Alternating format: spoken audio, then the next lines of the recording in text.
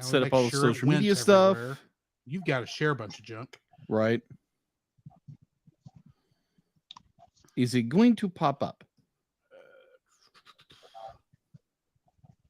And it's, as always, slow as Christmas coming up. Mm-hmm. Okay, yeah, Twitch is live. Excellent. You're checking Facebook? Yeah. Okay, I will check YouTube. Bingo. There we are. As always,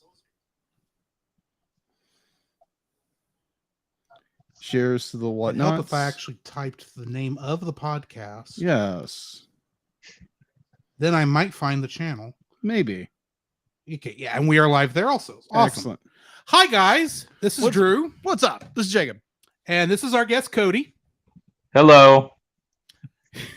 And we are going to be reviewing tonight Spirited Away as we begin Ghibli Month or Miyazaki Month or whatever we call this month. We've changed it every single time. We have. For like how long have we done Miyazaki Month? This is year 4. You want to know how I know this? It's the 4th year of the podcast. Yes. True. Wow, congratulations. Thank you. Appreciate that. I think we were originally going to just call it Miyazaki Month, but then we realized, oh yeah, we're reviewing other movies that he had nothing to do with. Yeah, Ghibli Month. Ghibli. Yeah. So yeah, technically it's Ghibli Month, but I keep wanting to say Miyazaki. So it's a fusion of both. Pretty much. Yeah. Yeah, I mean that's what most people think when you say Ghibli, even though he's only directed 9. I guess Nausicaa doesn't really count, right? I count Nausicaa because it is essentially Studio Ghibli before it existed, because it's the same. I think it's the same. Even all the same people that worked on Castle in the Sky, which was the one right after it. First actual Studio Ghibli movie. But I mean, it's basically the movie that gave them the ability to create Studio Ghibli. So yeah. So True. 10 out of their movies are directed by him? Technically. But we then also threw in Lupin the Third, The Castle of Cagliostro at the very beginning. So might as well. Including things that are close. I mean, I know eventually we're going to put Mary and the Witch's Flower on there too, which is not Studio Ghibli. So that was people that worked at Ghibli though, right? Pretty much. Mm-hmm. And they it looks like Studio Ghibli. It's just not. Yeah, it's because I think Ghibli shut down for a while, so I guess when Mary and the Witch's Flower was coming out, they Studio Ghibli did not have anything in production, and about the only thing they were able to do was character designs for Ni no Kuni 2, whatever the name of that subtitle for that game was. I can't think of it right now. But that's about the only thing they did. So, well, because the director also directed When Marnie Was There. Yeah. Which is a Ghibli film. I could have my timetable wrong. We haven't gotten that far. And Secret World of Arietti, he also directed. Right. And I would say through Studio Ghibli Month, my Hayao Miyazaki Month, believe me, how many times I had to learn how to say Hayao Miyazaki, and you're still getting it wrong. How am I saying it wrong this time? It's Hayao Miyazaki. Hayao Miyazaki. You see, I'm still learning. I will be asking forgiveness from anyone listening if I screw up any Japanese pronunciations, because there's a lot tonight. Oh my gosh. But yeah, all the films we've done, there's one I absolutely despised, which was Grave with the Fireflies. And I still say the reason you hate it is proof that it was done well. Oh yeah, you're not supposed to like what happens at the end of that movie. No, I mean it's a beautifully well done movie. Just the actions of the main character were despicable, and as an older brother, that peed me off. I have no room to talk considering my thoughts on Ocean Waves. Oh my gosh, yes, Ocean Waves. Or as I subtitled that one, Ocean. I can hear the ocean and other lies. Yeah, go back and listen to that one. Drew goes on a tirade. It is hysterical. Oh man, not a fan, huh? Have you watched that particular one? Yeah, I've seen that one. It's fine. It's not one of my favorites. Right. But my problem is none of the characters learned from their past problems, because at the very end, it's supposed to be him meeting back up with the love of his life, but you could tell the entire time that is the most toxic relationship that I had ever seen on screen. And I think I described it as that look that she gives him at the end of the movie.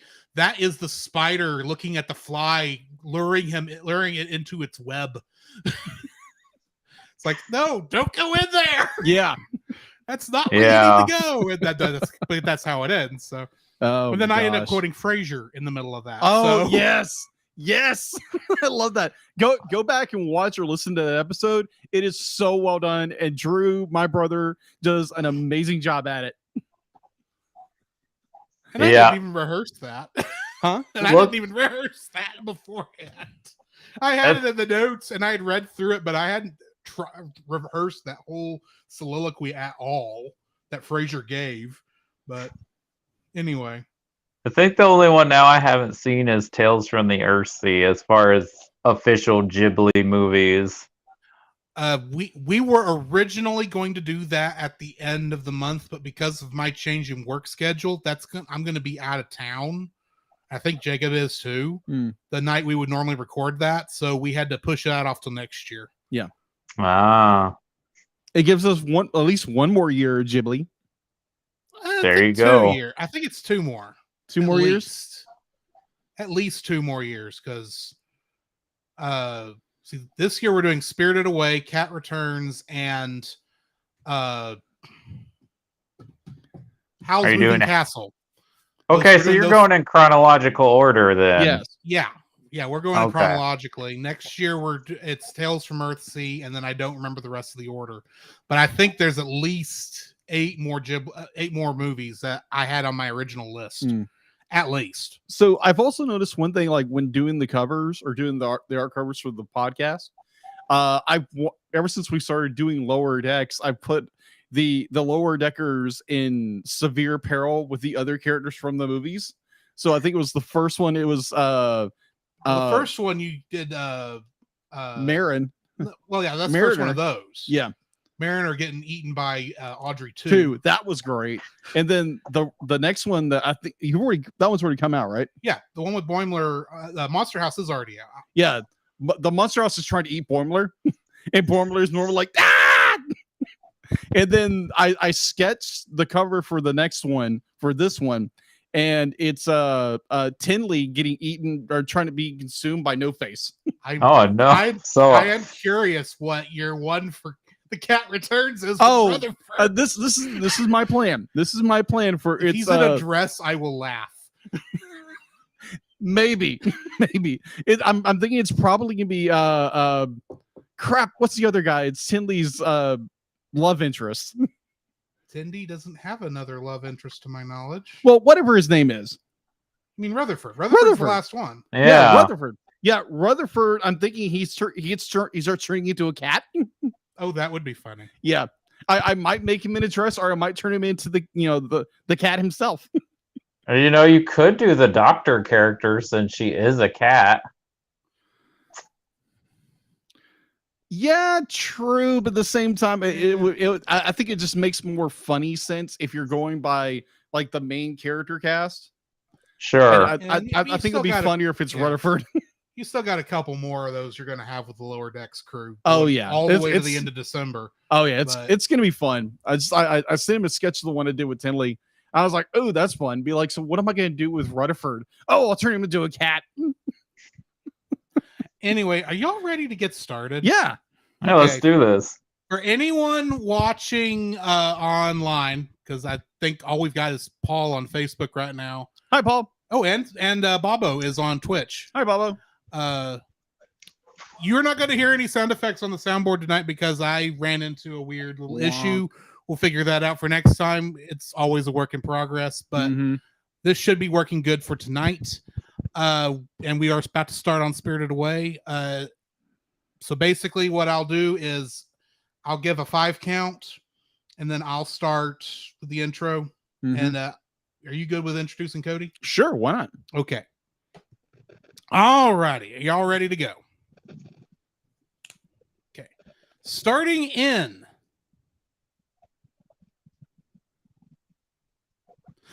Hello and welcome to another episode of the Cellcast. Joining me today is a man who, well, he's feeling a little porkish. Welcome, Jacob. Oink, oink, oink. Woof. Wait, hold on. D-Lit, what did you do now? D-Litz, what did I tell you about turning him into animals? Please don't stop doing that. Yeah, oink. This is going to be an interesting episode, people. Why, thank you, oink, to our co-host, a man who, he's got to get those. He has to have like those gold bits for some reason. Be like, it's just the lust of the money is consuming him. Welcome, Drew.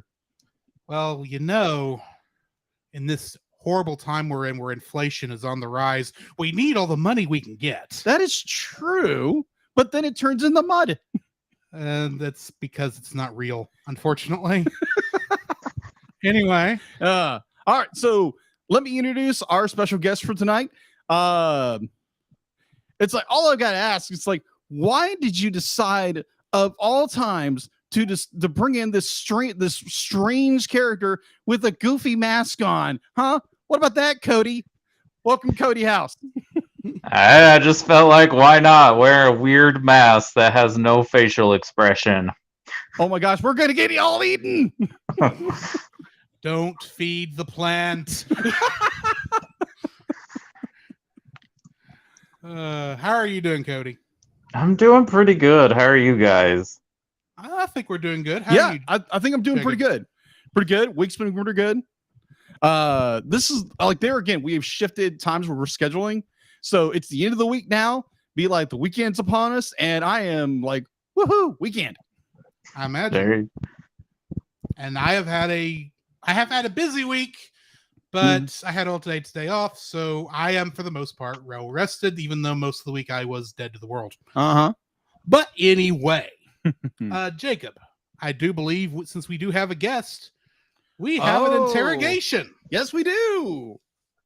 Normally, like we do on this podcast, the guest does not know that this, or if they haven't listened to our podcast in any recent time, that we have interrogation or questions for our guests. So, Cody, what was your favorite cartoon growing up? Oh man. You know, I'm a child of the early 90s, late 80s. As are we all. Welcome to the party, pal. It's probably Teenage Mutant Ninja Turtles. And then when I got a little bit older, it was Batman the Animated Series. Nice. Good choices. Yeah, very nice. Very nice. And honorable mention to X-Men as well.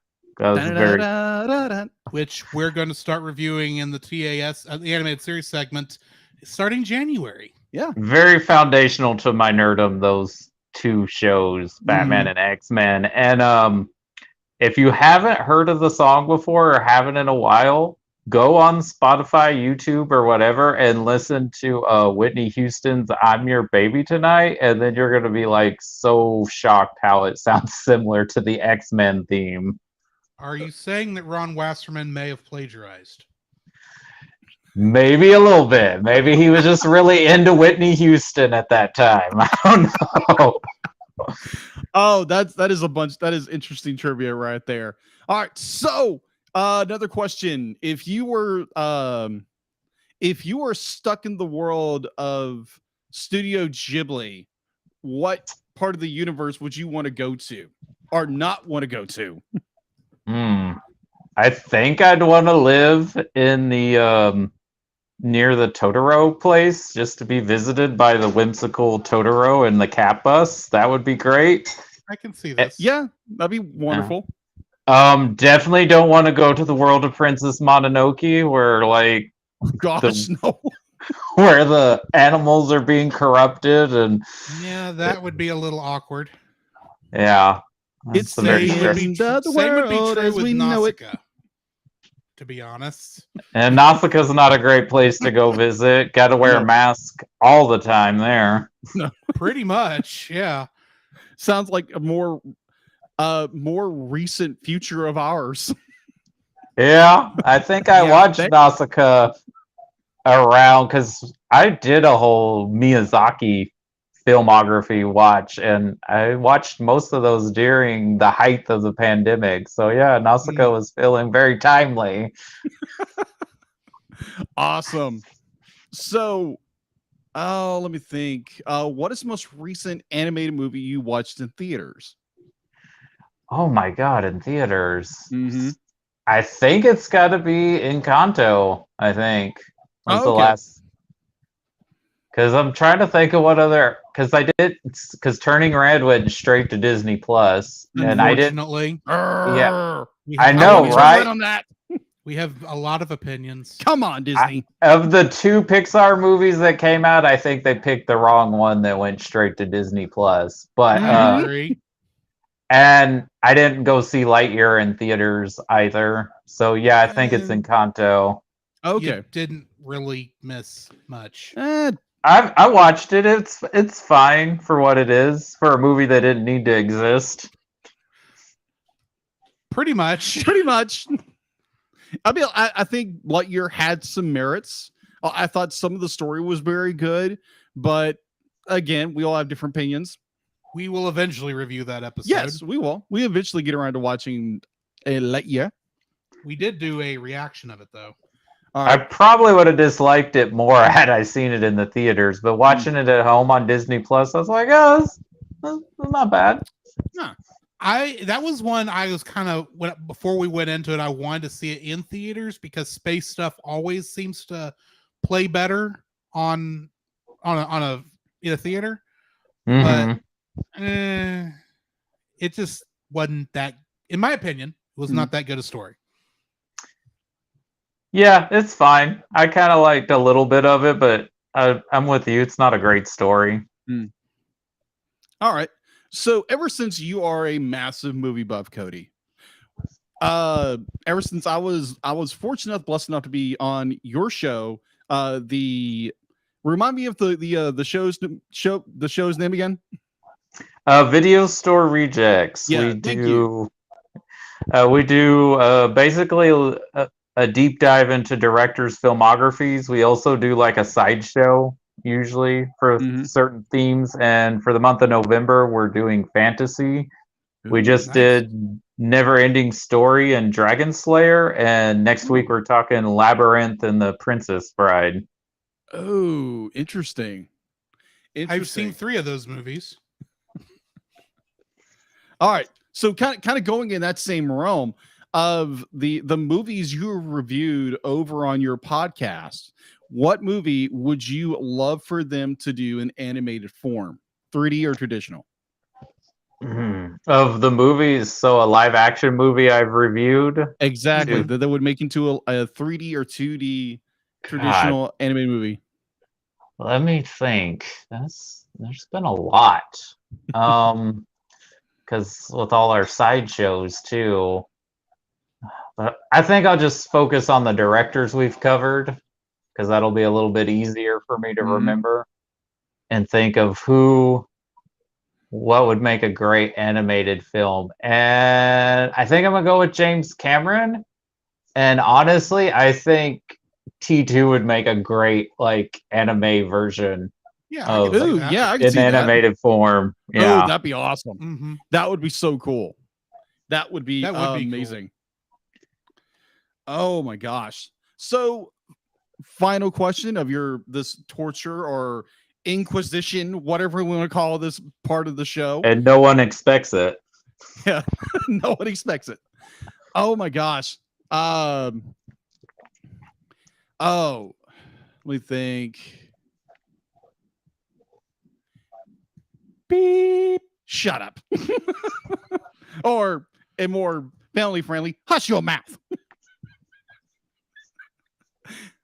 Oh, what is your all-time favorite anime of all time? If that's series or movie. Okay. I'm not an anime expert. I've seen most of Ghibli, but like my anime knowledge is nowhere near what other people's are. So series, I'll probably sound basic with this, but Cowboy Bebop, I just love that show. I love the infusion of the music and the energy. And I like that it's about a group of misfits becoming a family. And then movie-wise, that's hard because my go-tos want to say something Ghibli, but there's also so many other great animes that are not Ghibli. Indeed. And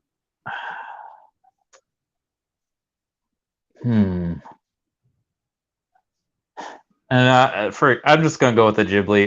Totoro, My Neighbor Totoro. I love that movie. Awesome. Cool. Awesome. So I think we are done with this segment. Thank you, Cody. You survived. You didn't get turned into a cat or whatever. Oh, thank goodness. That would have been, well, I would say that would be awkward, but there was the case of your cousin who got turned into an Eevee in the middle of that episode. That is true. We've never really solved that issue either. What happened there? Yeah, it remains in the ether of mystery and enigma. Did they get caught? Well, maybe. I don't know. I don't know. He was out by the end of it. I know that. Yeah. Okay. Anyway. Yeah. So Jacob, I have a question for you. What have you been watching? What have I been watching? Not a whole lot, really.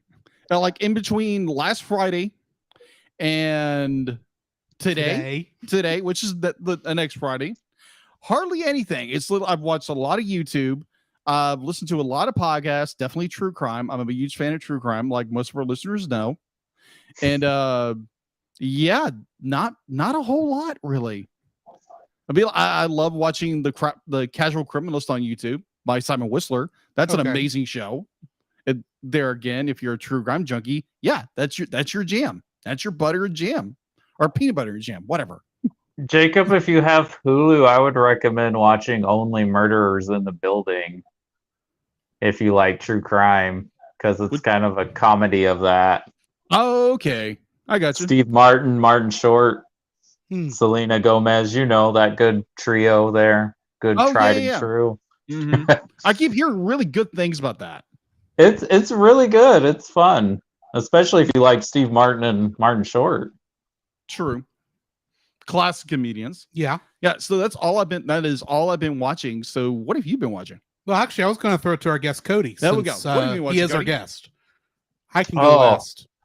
Okay, what have I been watching? Well, we just wrapped up Halloween, so mostly spooky movies. I've been watching Guillermo del Toro's produced show. It's called Cabinet of Curiosities. And it's really fun, especially if you love H.P. Lovecraft, because there's two Lovecraft stories they adapt, but there's a lot of Lovecraftian elements in all the little short stories. And I started watching the Interview with the Vampire series, which I actually like. I know some people are not happy with the modern interpretations of it, but I'm liking it. I'm digging it. It happens. Okay. So I do want to make one sign. I did forget I did watch one thing. I watched the original Hocus Pocus on Halloween. There you go. Oh, there you go. Did you watch the second one? I haven't watched it yet. I have. I am planning on watching it. I gotta get around to actually watching it. I have opinions about the second one, but we won't go into that right now. That's interesting you mentioned Hocus Pocus, because in the dub of this, there's an actor who's in Hocus Pocus that voices a character in this. I didn't see that when I was doing my research, but I do not doubt you. Huh. I'd have to look. I'll look back up into that when we get later. So what I've been watching, outside of my normal things, such as, Spy Family, still, of course, my favorite anime of all time at this point.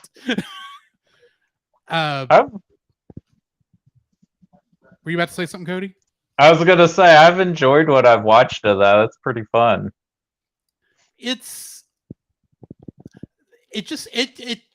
Nah. I hadn't done that in a while. I just find it interesting how Anya is like the most believable 4-year-old I've ever seen in television. Because almost every other 4-year-old I've ever seen on television, they don't act like 4-year-olds. And yes, technically she might be 6. We don't really know. I think she was lying in that first episode, but either way. I personally, I've seen probably like, I think I think you saw 4 episodes. I've seen 4 episodes. Because you didn't get to the castle. No, I did not get to the castle. Then I haven't. Wait, is that like? I don't want to give spoilers. Maybe I've seen that one. It's been a while. I know there's like a whole second season now, right? Oh yeah, I am actually I'm caught up to current with the subtitled version. And there's a certain dog named Bond. Yes, Bond is best boy. That's great. He's not just a good boy, because a good boy would not have, saved Anya so many times that he did. But anyway, along with that, I finally went back and started working through one of my TV blind spots by trying to go through Daredevil again. I got up to the stick this afternoon. Oh yeah. Normally I don't like stuff this violent. It's just a little past the violent side of things. So you can imagine in the scene at the bowling alley took me a couple days to get past. And Fisk's taking care of that guy with the car door. But I mean, I'm enjoying it. Sorry, it's a very well done show. I do need to get caught up on all of the old Netflix shows since they are all on Disney Plus now. Are you doing that because now they're part of the MCU, basically? I will admit I've been meaning to go back through them before, because I was always of the thought that somehow they had to still have been in the MCU back before Endgame, or really back before WandaVision kind of caused that confusion. Because that's really what got confused, even though that was more Agents of S.H.I.E.L.D. than anything else. But yeah, they briefly mentioned things about like characters, but that's about it, because they didn't have. But I still want to know exactly what happened, because I kind of like being able to, if they make a small reference, I can go, oh, I know what they're talking about. Oh, well, that does happen from time to time. I mean, the Daredevil series is great. The first season of Jessica Jones is great. Third season's pretty solid. And Luke Cage is good. You could skip Iron Fist. Everybody says that. And the thing is, I like Kung Fu stuff. I mean, I'm sure it's not anywhere near as good as Shang-Chi was, but... No, they finally did a better Kung Fu version. But I will still give it a shot, if for no other reason than he's in Defenders. And, they're bringing Daredevil back. I mean, he's popped up. He is getting another show, so... Yeah. And I'll admit, when you've not watched Hawkeye yet, have you? No, I have not. Never mind. I'm not going there. There's a lot of those shows I have to watch. You see, you've watched WandaVision and Falcon and the Winter Soldier, and that's it, right? Let me think. I've watched a little bit of this, a little bit of that. I haven't watched all of everything, so I am not completely immersed in the MCU TV series. Jacob, what are you doing? You got to catch up on your homework if you want to watch the movies too. Okay, Jim. Not that as much as it should have. Not that WandaVision helped you figure out what was going on in Doctor Strange at all, but sure. I think you'll be okay for Wakanda Forever. They're introducing new characters, but I don't think they're going to reference too much of the TV shows. They're bringing back the oldest concurrent superhero in the Marvel Universe, so... Yep. He was only I think he's still only half owned by Marvel. Is he really only half owned? I think someone else still technically owns like the rights to him, and that's why they've had such a hard time getting him into making a movie with him until now. So I don't know what happened. Maybe it's the other part went into public domain or something. Okay. I don't know. I'm guessing. I didn't know that. I knew it was a character from Timely. And I could be wrong on that, because I'm just remembering something from a book I read about the history of Marvel Comics, and I somewhat doubt some of the things that were said in that book. So, I think there was a little bit of misinformation in that particular book. So, But yeah, that's pretty much what I've been watching. Hmm. So, Jacob, what do we got in the news? Well, thank you, Dealit. And Sally, what information I have gathered for the news is diddly squat.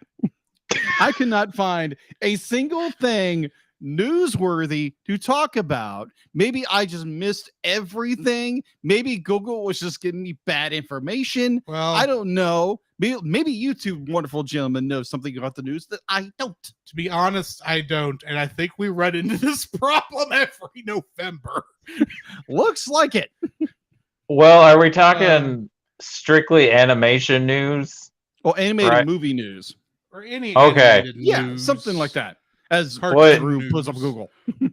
Tales of the Jedi dropped last week on Disney Plus, and that's pretty good. That was good. I still need to watch that. That was it's like you could probably watch it in like what, an hour? probably. Maybe 2 hours, because I think they're roughly about 20 minutes each. They're pretty short. They're good though. They're very good. Basically, it's giving a bit more of a backstory for Ahsoka and then Count Dooku. Mm-hmm. Well,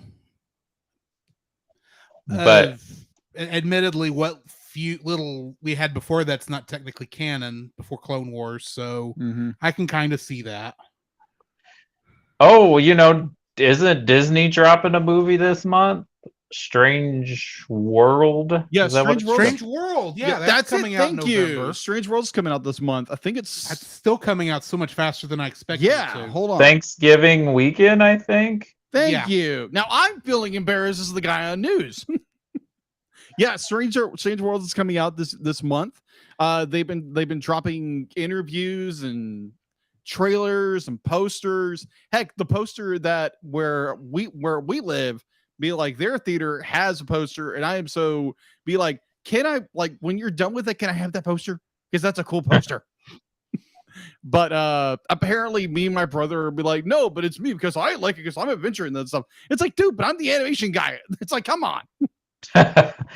Yeah, it's fun.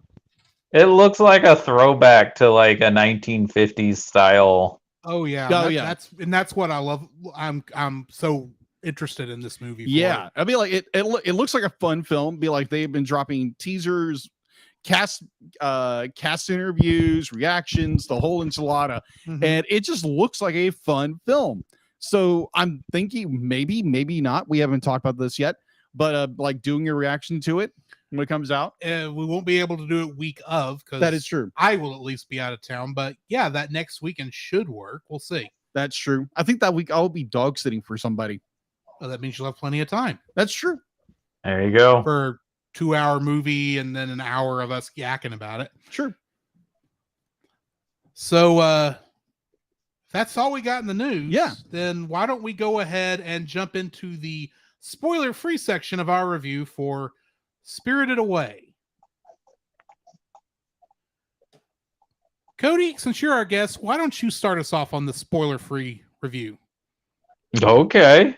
You just want me to just start talking about the movie? As long as you don't spoil anything. Okay. I General think of this as the Consumer Reports side of the review. General Well, thought. I mean, you might say this is overhyped or it's overrated, but this truly is one of the Studio Ghibli's library. Not only because it won the Academy Award for Best Animated Film that year, but really it encapsulates everything that not just makes a Miyazaki movie so great, but just what makes the style of animation so mesmerizing. It just enraptures you when you watch it from the moment it starts.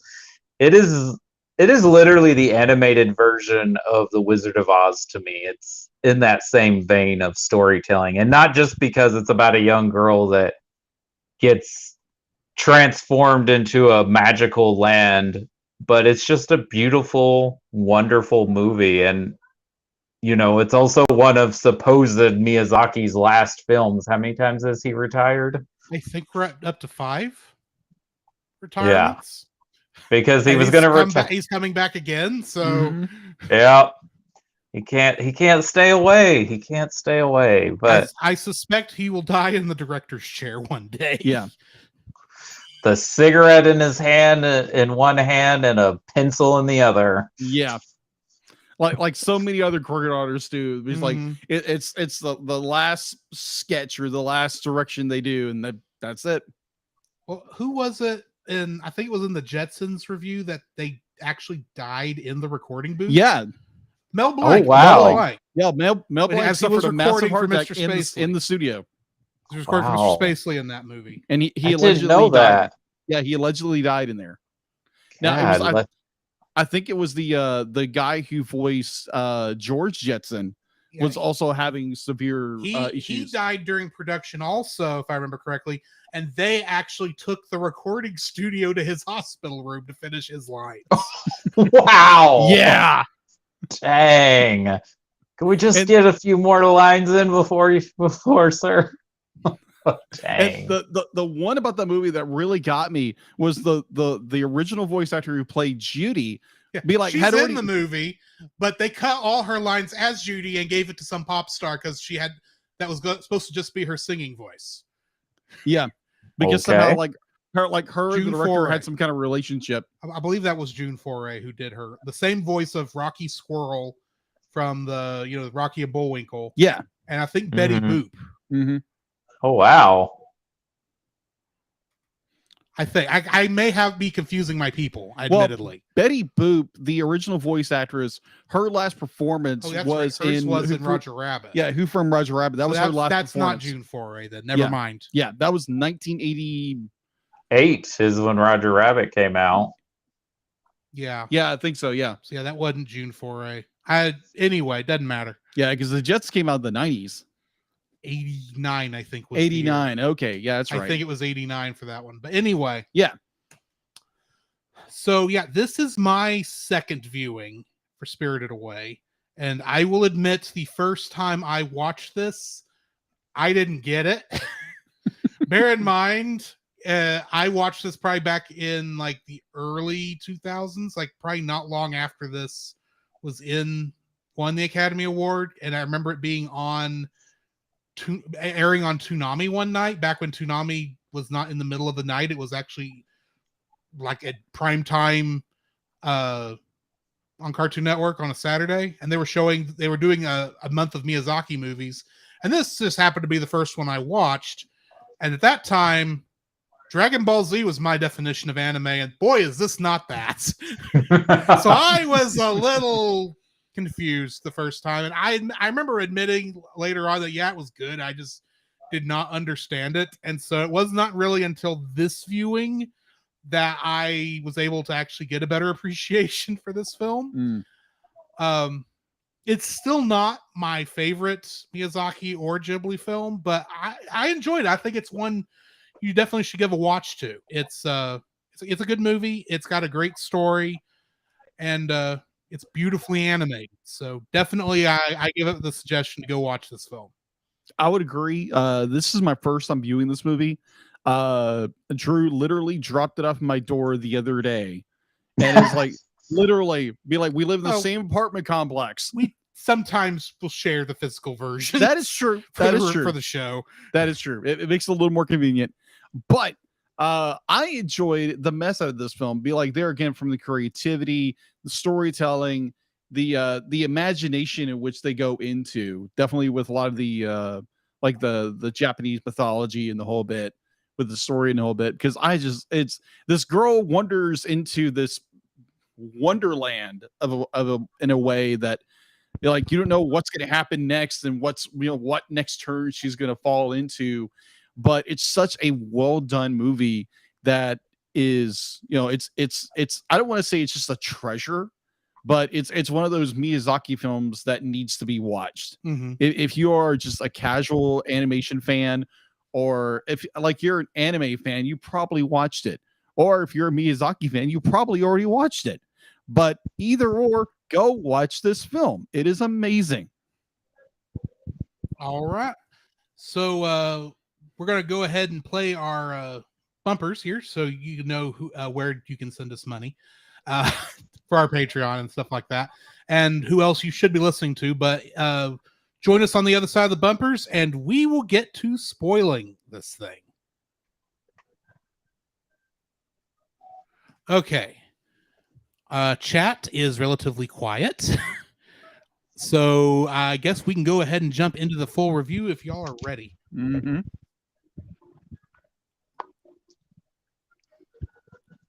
Right. Oink. Anyway.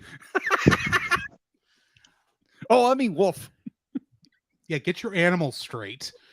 Hey, I got turned into a pig earlier, remember? Pig, wolf. Big difference. Yeah, that if you combined them, it'd be a polf or a wig. A I like wig? wig better. Anyway, Boing. anyway, you're ready to, let's go ahead and jump into the full review. Right, calm down. Exactly. All right. Coming back in. The following is a spoiler-filled review for the movie Spirited Away. Listener discretion is advised.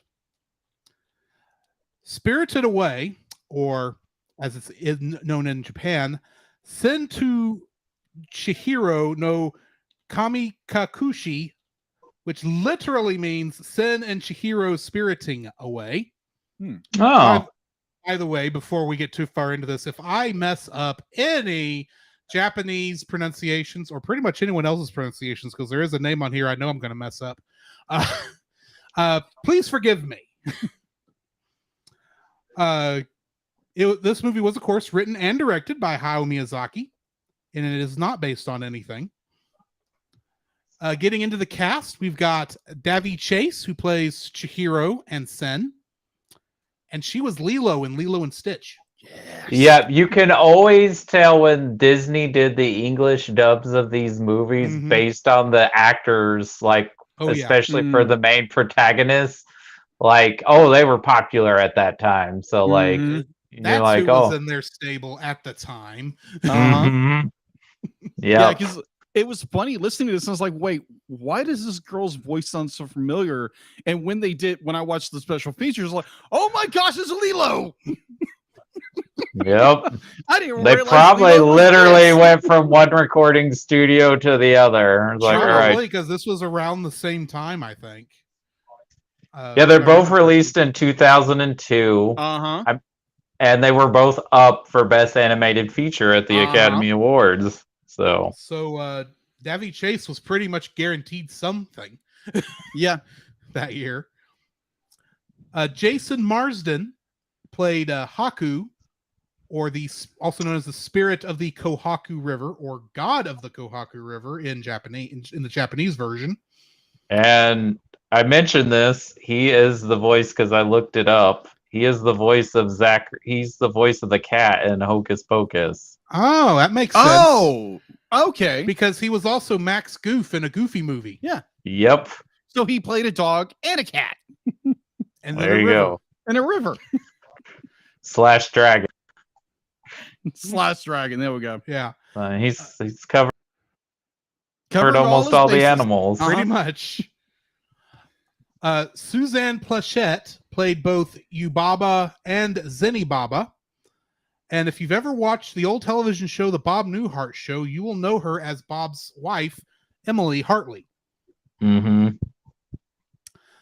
David Ogden Steers played Kamaji, who was in the boiler room. And he was Jumba in Lilo and Stitch. Oh, that makes sense. Yeah, they're just using all the actors. Hey, come here. We need you for this movie too. Oh yeah. No, you're in the recording studio this week. Here, come record these other lines. Paul Eading, who played Chichiaku, which was the kind of main manager of the bathhouse. He was in the Transformers the movie as Perceptor. Oh, I totally can hear that now. Like listening to that and then listening to the movie. Oh yeah, it's definitely Perceptor. And speaking of people who were probably in the recording booth that week, John Ratzenberger was the voice of Aniyaku, the assistant manager. Doesn't he just live at Pixar Studios? They just wake him up when they need. He did until they got ready to do Soul, and that's the first one he has not appeared in, and he has not appeared in a Pixar movie since. Wow. Yeah, sad. And I'm annoyed by this. No more Staple. Because that was like the game. It's like, which weird character of this is John Ratzenberger playing this time? And I still say Ratatouille is the one it took me the longest to figure it out. But he is, of course, Cliff in Cheers. Mm-hmm. Bob Bergen, who was the voice of No Face and Aogeru, the frog. Oh, okay. He was the voice of Bucky the Squirrel in The Emperor's New Groove. Okay. Okay. Even squirrels So are he was voice actors. So he was Alan Tudyk before Alan Tudyk. Pretty much.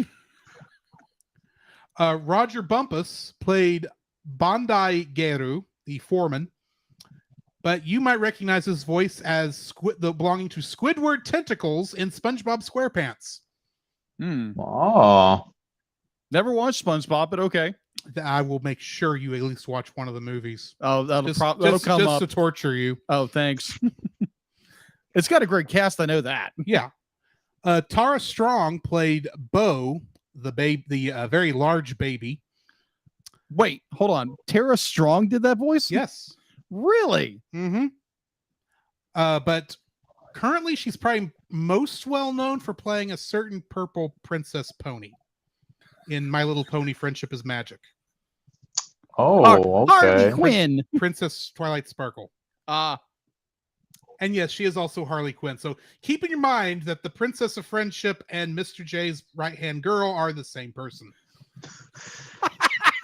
Well, that's the beauty of voice acting. That is true. And she's like 50 other people you probably have heard before. Mm-hmm. Michael Chiklis played Akio Ojino, Chihiro's father. And he played Ben Grimm, the Thing, in both Fantastic Four and Rise of the Silver Surfer. Fantastic. Also, he was in S.H.I.E.L.D. Yeah, he was the lead in the S.H.I.E.L.D. Yeah, it's great in that show. Lauren Hawley played Yuko Ojino, Chihiro's mother, and she played the character Mary in Dumb and Dumber. Also on The Walking Dead for a couple of seasons, and was married to Jim Carrey briefly. That makes a certain amount of sense. Okay. Jim Ward played the River Spirit, and he was Commissioner Gordon in Batman: Return of the Caped Crusaders. Oh gosh. Well, that's the Adam West one, right? Yes, that's the first Adam West one. Yeah, which we reviewed. So go back and listen to those. Those two movies are great, in my opinion. Yeah. And then Jack Angel played the Radish Spirit, but he also played a character in the Transformers the movie, Astro Train. The stupidest Transformer, in my opinion. Did you mention the load? Susan Egan, who was also in Porco Rosso and is a legendary Broadway actress? I may have jumped over that for some odd reason, because I know I had her in here. Yes, for some reason I did. Susan Egan played Lynn, which was Chihiro's mentor, and she was Meg in Hercules. Mm-hmm. That's right. Belle in the Broadway version of Beauty and the Beast. Mm-hmm. And apparently voices a character in the Steven universe. I've never watched that show, but I know it has a big fan base. I haven't either. Mm-hmm. I tried to get into that show, but it just didn't jive with you. Jive with me. That's a good enough term. Getting into the Kingdom Hearts connections, Tara Strong, who was Bo in this movie, is Final Fantasy X's Riku in Kingdom Hearts. Huh. Susan Egan, who was Lynn in this movie, is also, of course, Megara in Kingdom Hearts. David Ogden Steers, I said his name wrong, who was Kamaji here, was Cogsworth and Jumba and Doc in Kingdom Hearts.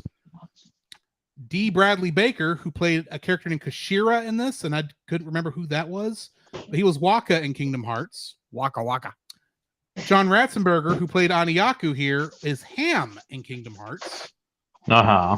And in the Japanese version of Kingdom Hearts, or in the Japanese version of this movie, Miyu Arino, who played the Japanese version of Haku, he is the Japanese version of Sora in Kingdom Hearts. Oh, So that's like the second time we've actually, because we did have one episode of Lower Decks where we that's right. brought that in. But anyway, that brings me to the end of our cast list. What do we got in info and stuff? All right, so info and stuff. IMDb, it has a 8.6 out of 10. It's available if you subscribe to HBO Max.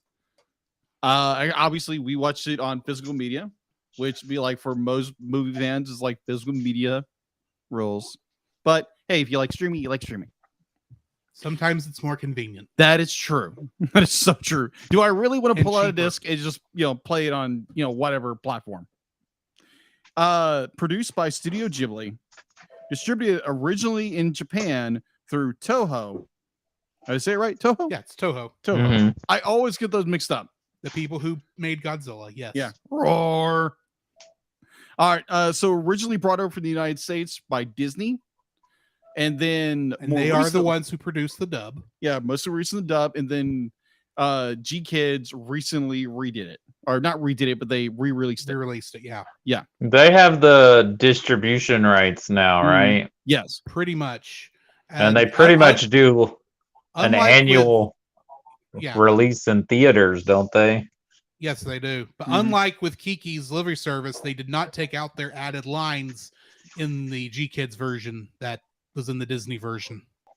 Kiki at least fixed it because they really messed that up in Kiki. But anyway, Yeah, I was talking with a friend of mine. So she was to be like, "Oh, I love this movie. I love Spirited Away." And apparently, it was in theaters this week, but I didn't know about it. I didn't see that either. So going back to info and stuff, it was originally released on July 20th, 2001 in Japan, and then September 20th, 2022, or 2002, sorry, the year later in America.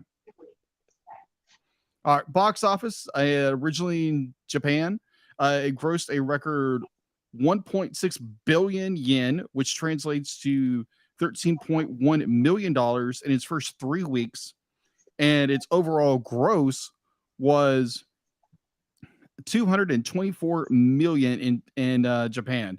Now going to the United States, it had original budget when it was being produced of estimated $19 million.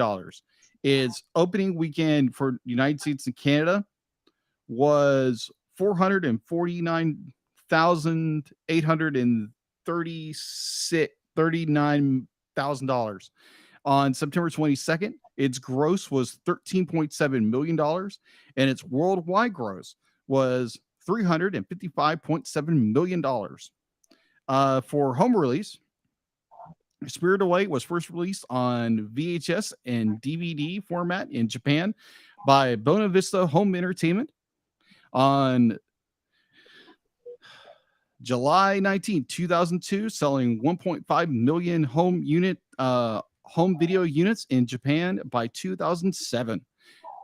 The home release on Blu-ray and Walt Disney Studio Japan was on July 17th, 2014, and the DVD was also reissued on the same day with a new high-definition master along with several other Studio Ghibli movies. In North America, the film was released on DVD and Blu-ray format by Walt Disney Home Entertainment on April 15th, 2023. The movie was released on Blu-ray 2003. That's okay. what I always we're do not that. to 2023 yet. We're close. We're very close. Did you time travel and pick up a new copy of it? Apparently. It was a little wibbly wobbly timey wimey. Yeah. Yeah. All right. Well, that's probably next week. But anyway. All right. The film was released on Blu-ray in North America by Walt Disney Studio Home Release on June 16th, 2015. G Kids and Shout Factory reissued the film on Blu-ray and DVD on October 17th, 2017, following Disney's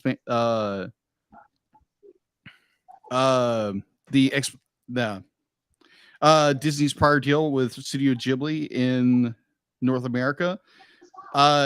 Its release was handled through G-Kid's exclusive North America distribution partner, Universal Pictures Home Entertainment.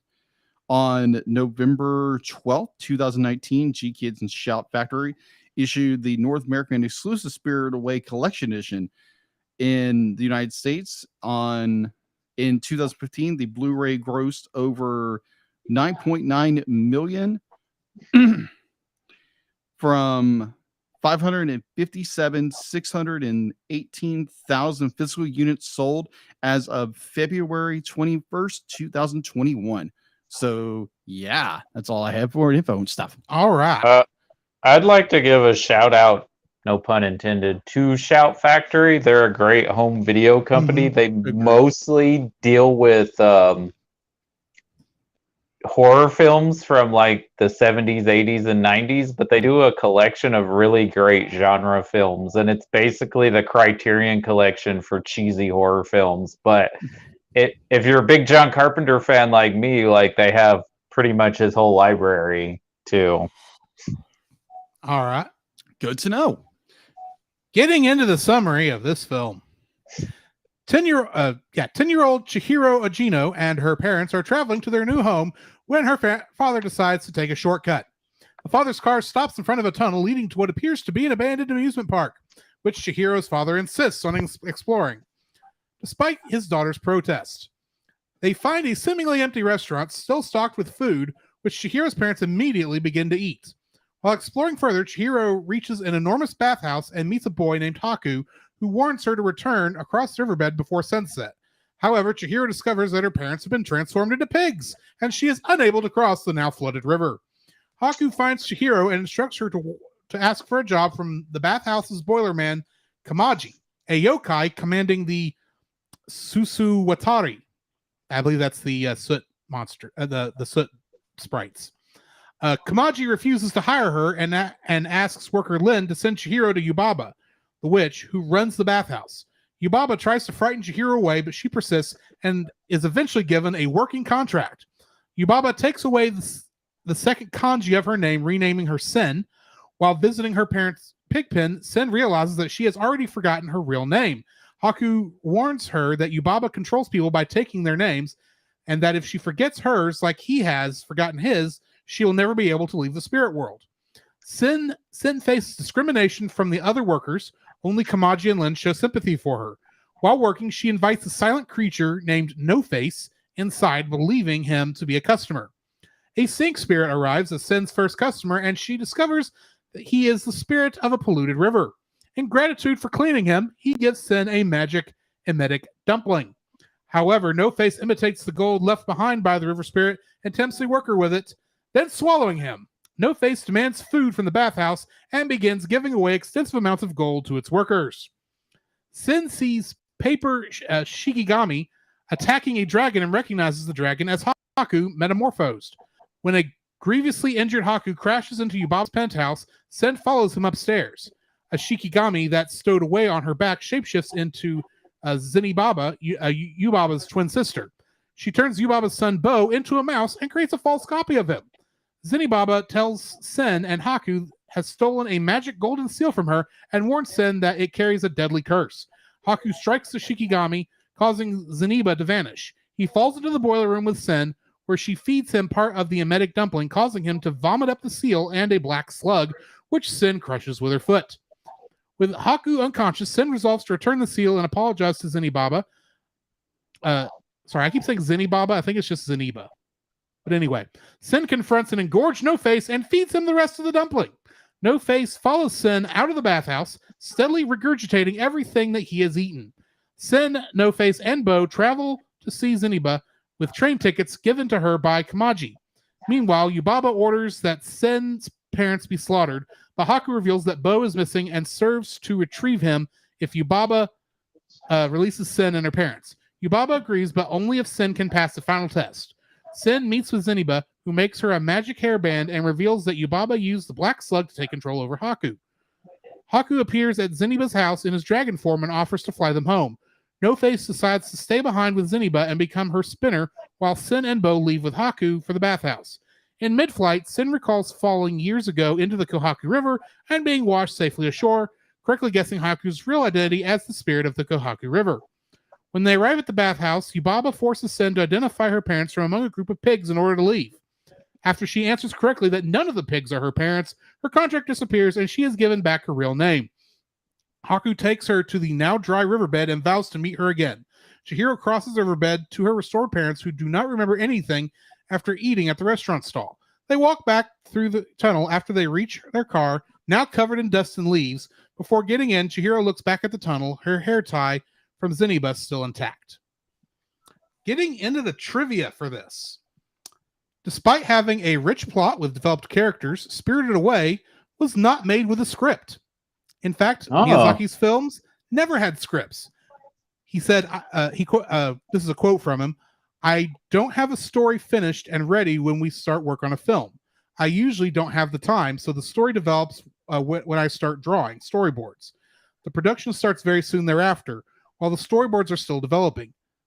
Miyazaki says Miyazaki does not know where the plot is going, and he lets it happen organically. He says, "It's not me who makes the film. The film makes itself, and I have no choice but to follow."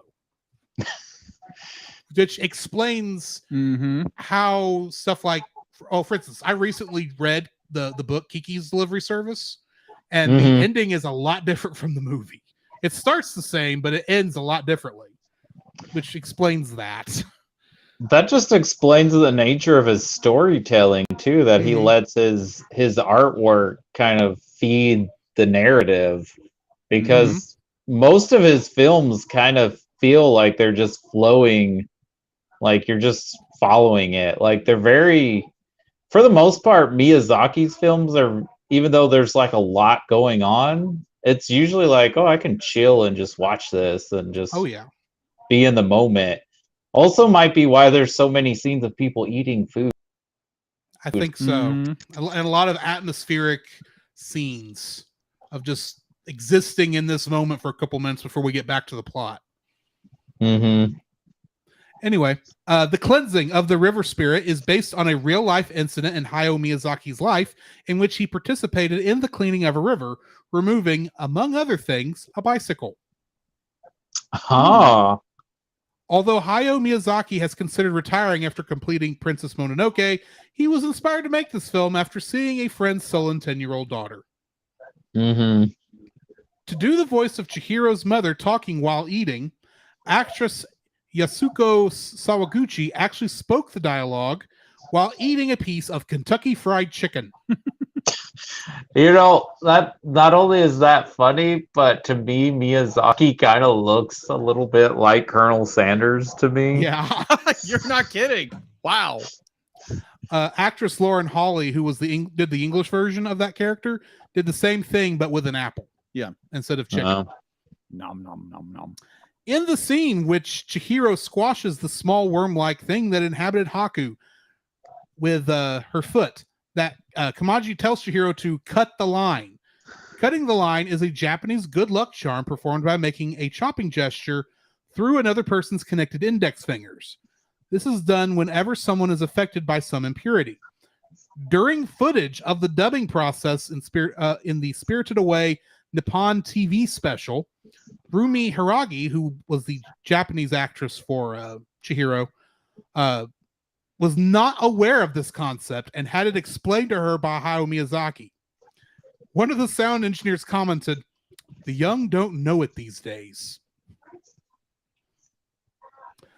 There are several instances in the English dubbed version where dialogue was added in that was not present in the original Japanese release. According to John Lasseter, who directed the English dub, he explained that it was a necessary addition to help clarify certain elements for American audiences. For example, what is clearly a bathhouse to a Japanese viewer might not be apparent to an American viewer, so the translation issue was fixed by having the character say, "Oh, it's a bathhouse." I have some opinions about this later on, by the way. Okay. This is a little teaser for later. This was the first anime film to be nominated for and win an Academy Award. It also has the longest runtime of any other film nominated for that award and winning in that category at 125 minutes. The characters in Spirited Away reflect their names reflect who they are. Bo means little boy or son. Kamaji means old boiler man. Yubaba means bathhouse crone. Zaniba means money crone.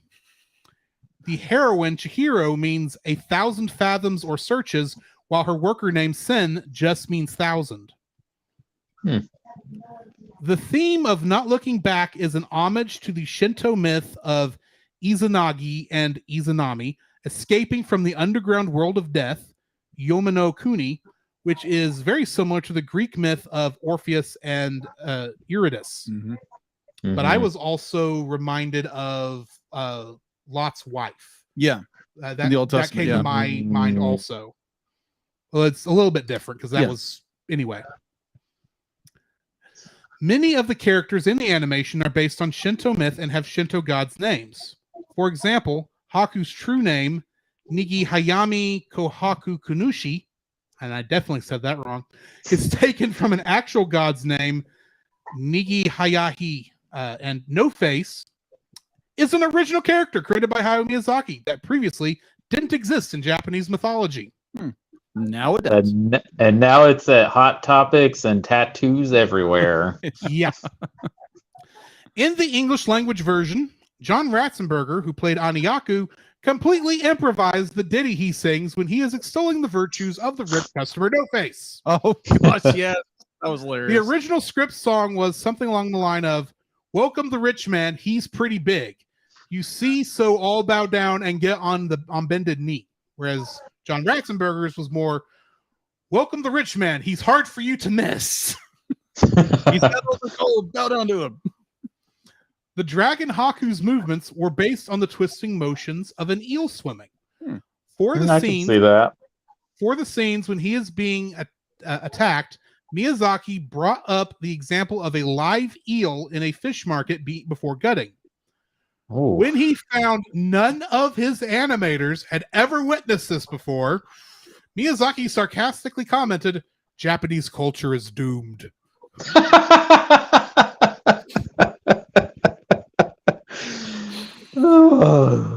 And that brings me to the end of the trivia.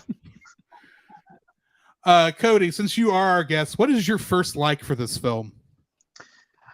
I think I said it in the non-spoiler, but I just love how it just enraptures you in the world and how much world building there is without having to explain everything. It's just there as you watch it. It's just a feast of the imagination. And it's really the top of its game. Like, it's not my personal favorite Miyazaki or Ghibli movie, but you can't deny the craftsmanship in this movie. Jacob? My first like will be the opening. The opening of this movie is so well done. It's like like artistic masterpiece. Just like, be like, can we just freeze frame, put this in, digital high definition and put it on some really, really good stock paper and be like, put it on a wall. Amazing.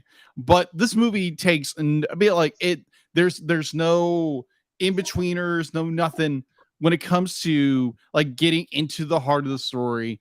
And be like, it shoots for the heart, it shoots for the gut.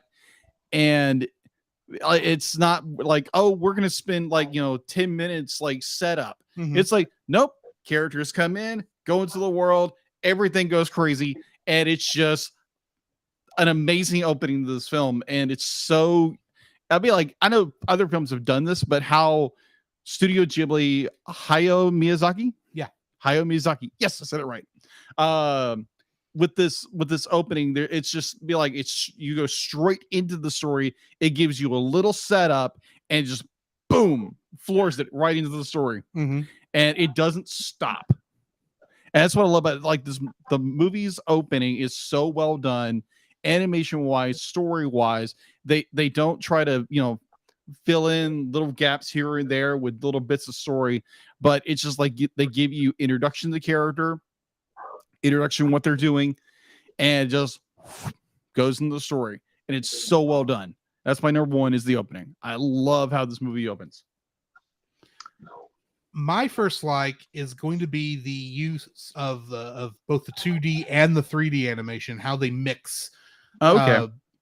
The first shot that comes to my mind though is like you said at the very beginning when they're speeding down that old dirt road, and she looks out the window and sees that statue, and you could tell that had to have been I saw it looked like it was a 3D shot to me. But how it rotated around there, I thought that was breathtaking. There's a couple other spots where I thought it did a very good job. The only one where it didn't work so well is when they're running through the, I guess the flower bushes on their way to the pig pen. And they copied and they did that twice, and both times that it looked.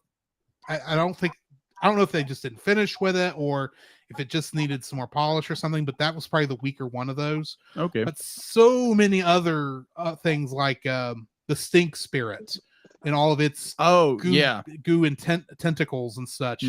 And the use of the so much of that the 3D animation melded so well in the 2D, it's almost hard to see it sometimes. But I enjoyed the mixture of 2D and 3D animation in this film.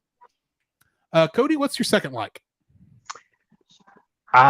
Watching all these movies about a year and a half ago, and I'm just a sucker for a story that takes somebody goes to like the country or a farmhouse and like just that kind of story. So I love that that's a staple, and just the mixing and the metaphors here. Like Miyazaki continues with like talking about how technology and the new world is kind of killing our way of life, and especially the old world. But even though he's mixing like this mythological world, but when you find out that Haku was a river, and he's like, I can't go back home, and she's like, they built an apartment complex where the river used to be. Like he's clearly making statements about like the ramifications of like industrialization in our modern world, killing like these older ways of thinking, and not just with like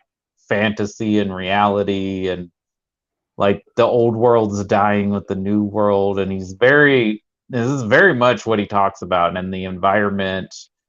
And it's just really potent here. And even them taking like the where they cross is like an abandoned amusement park, right? That's the kind of realm where you cross into one world to the other. I think that's deliberate.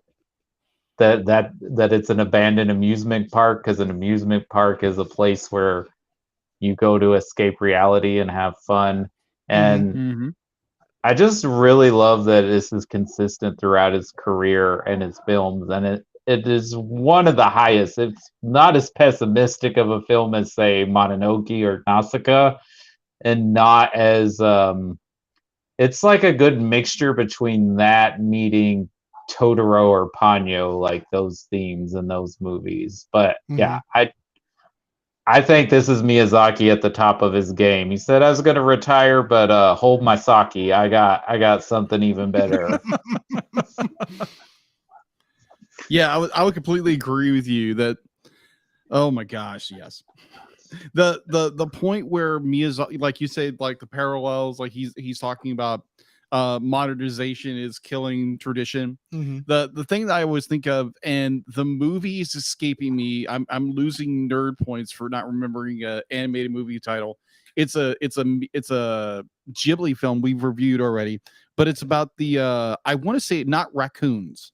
Pompoko. Yes, Pompoko. So like that was the word you were looking for.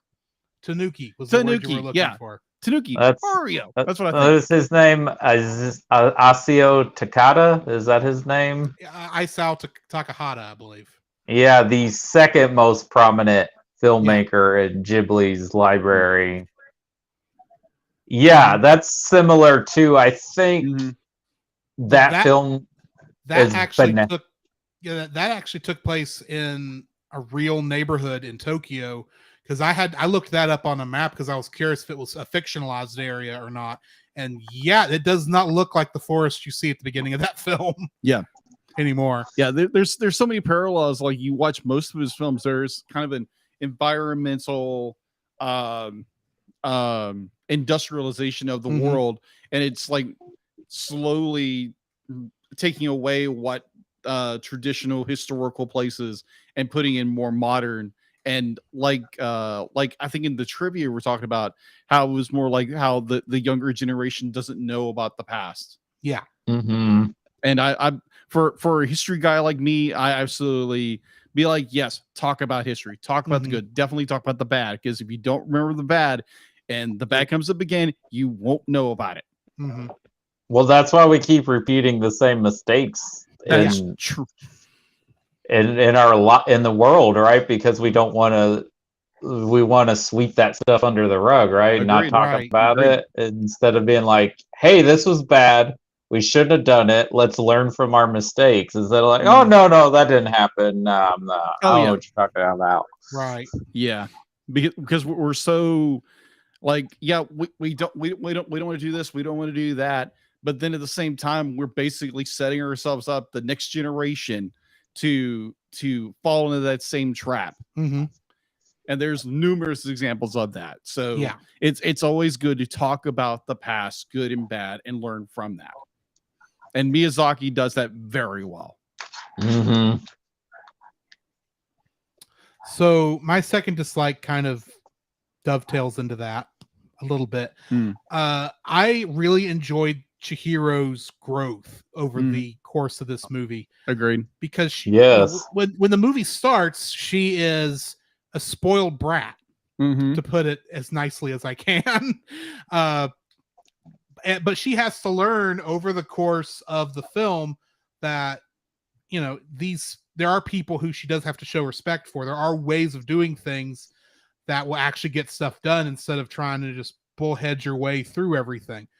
And by the end, the way her growth throughout this, in learning about the world that she's gotten sucked into and able to successfully even leave at the end of it, I appreciated seeing that in this film. And yeah, I really enjoyed her character growth in this, because it could be very easy for her not to have any character growth. That is true.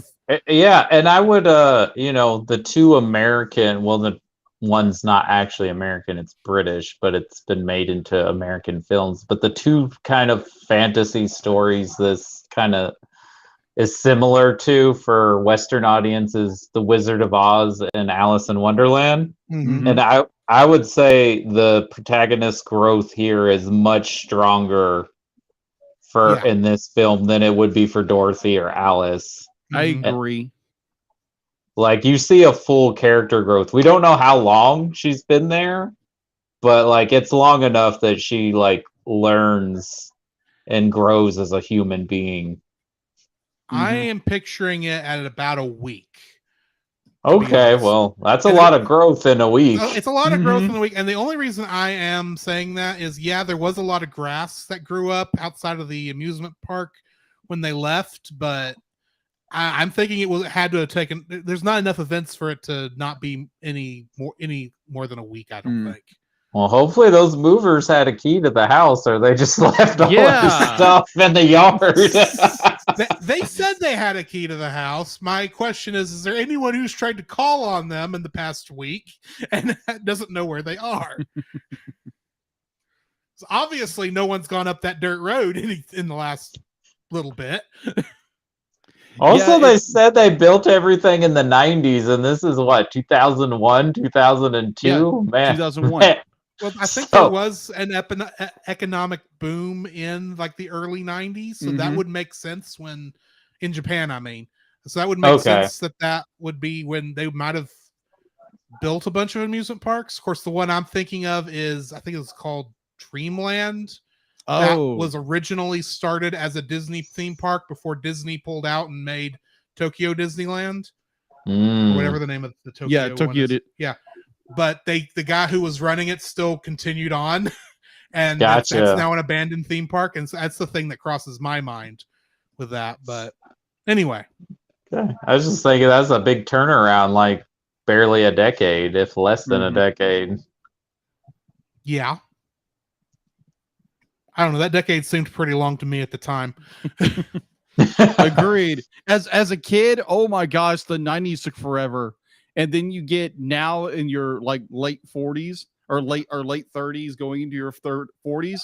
Like, man, the 2010s and the 2020s are just They feel like they were yesterday. yeah, they feel like they're yesterday. Well, when you're a kid, the 90s summers took forever. Mm-hmm. And sometimes I wish we could go back to that, but that's not the way the world works. Unfortunately. Yes. Anyway, Wow. well, we got dislikes as much as we like this film to talk Mhm. about. So, Cody, what was your first dislike? Oh my God. I really don't know if I have a dislike. Maybe you guys tell me some of yours to see if it generates something for me, because I've been racking my head all day since I watched it this morning. I was like, what is in this that I don't like? I mean, maybe that she's kind of bratty at the beginning, but I think that's the reason of the story, right? Yeah. Is for her. I mean, that's about Well, it. But I mean, also. If she wasn't bratty at the beginning, she would have had no growth. So That is true. Exactly. And also, put your place in her shoes. You're 10 years old. Your parents are, when you move at a young age, your whole world is turned upside down. You think the world is over, right? Yeah. And they're moving her to the middle of nowhere. Mhm. And like all her friends, everything she knows. So you kind of see why she's bratty. And I mean, it's not as bad as some other movies with kids being bratty. Mm-hmm. But yeah, I guess if I had to find something that's a little annoying, but like you said, there would be no growth if you didn't start there, because what would be the point of the story? Yeah.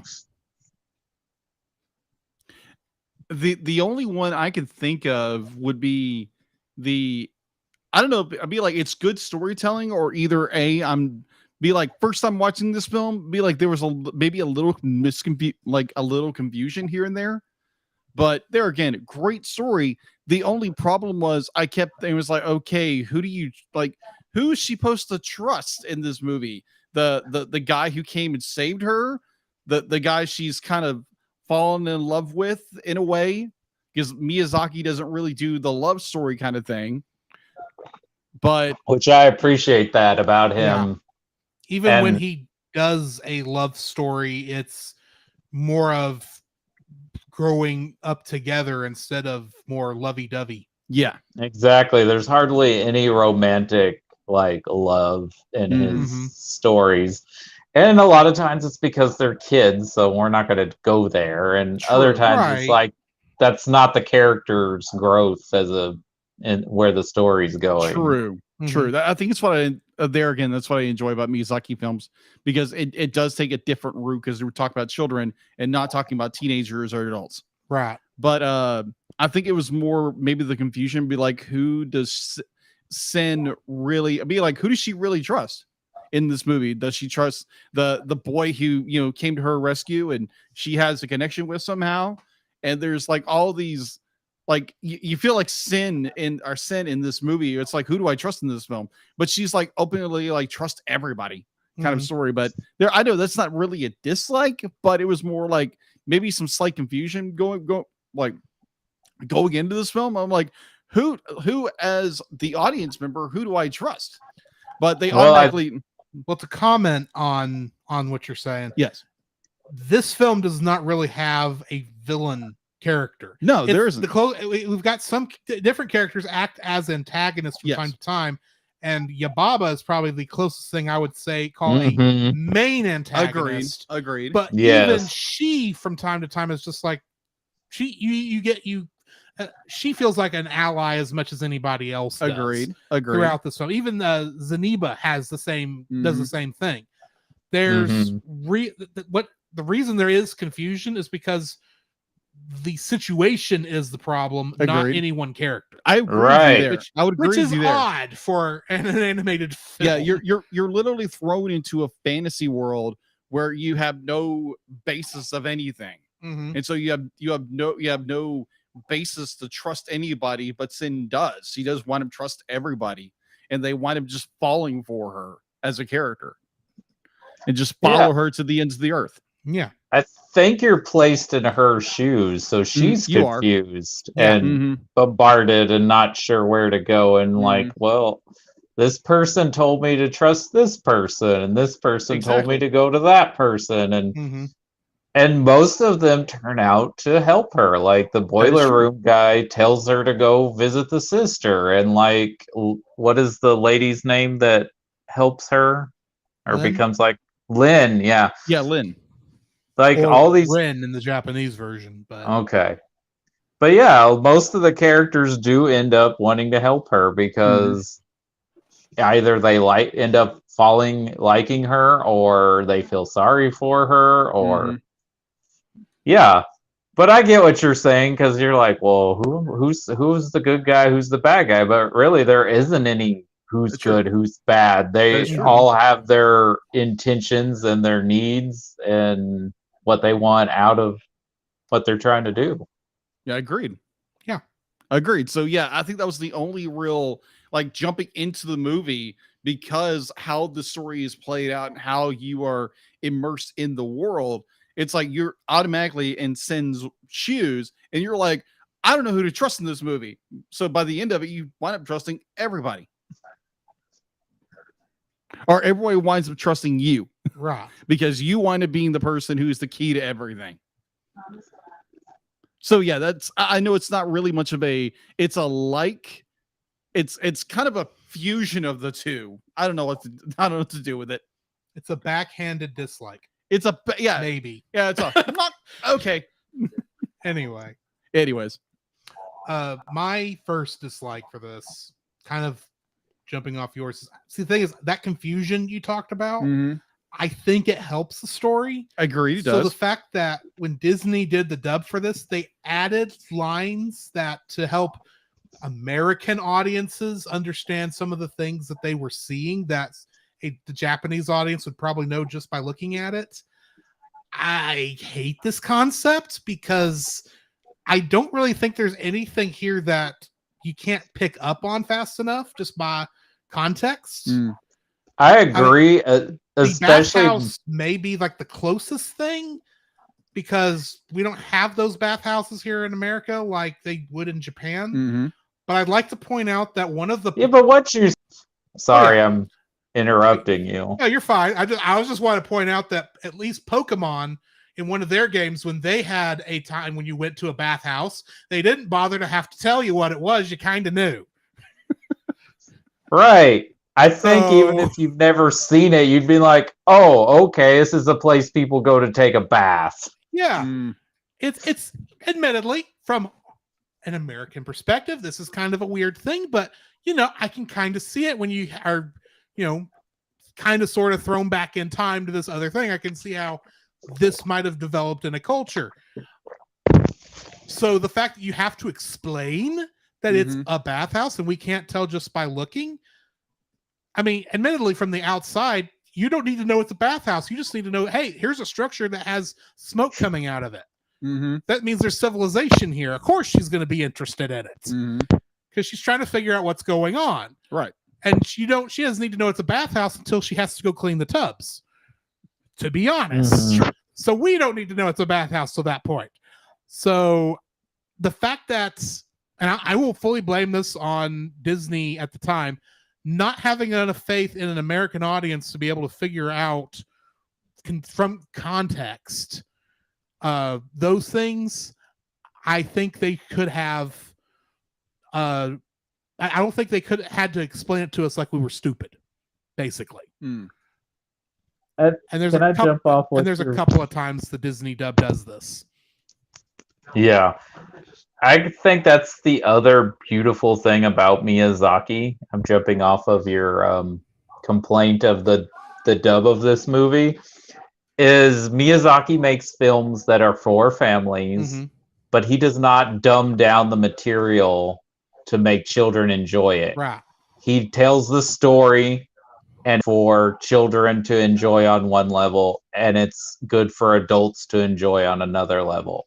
And he also doesn't put in crude humor for adults to be like, oh, they put that in there where kids won't get it. Ha ha ha. Like, no, he just tells quality storytelling and doesn't hold people's hands like, here, let me tell you this story. Like, no, this is the story.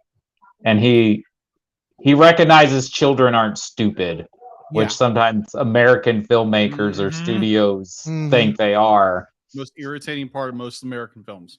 Now, I will say this, even though I hate the script, the additions of those things in the script, I think the recording of those lines was done pretty well, and to a point where it did not stand out to me that those lines were added in after the fact. Mm-hmm.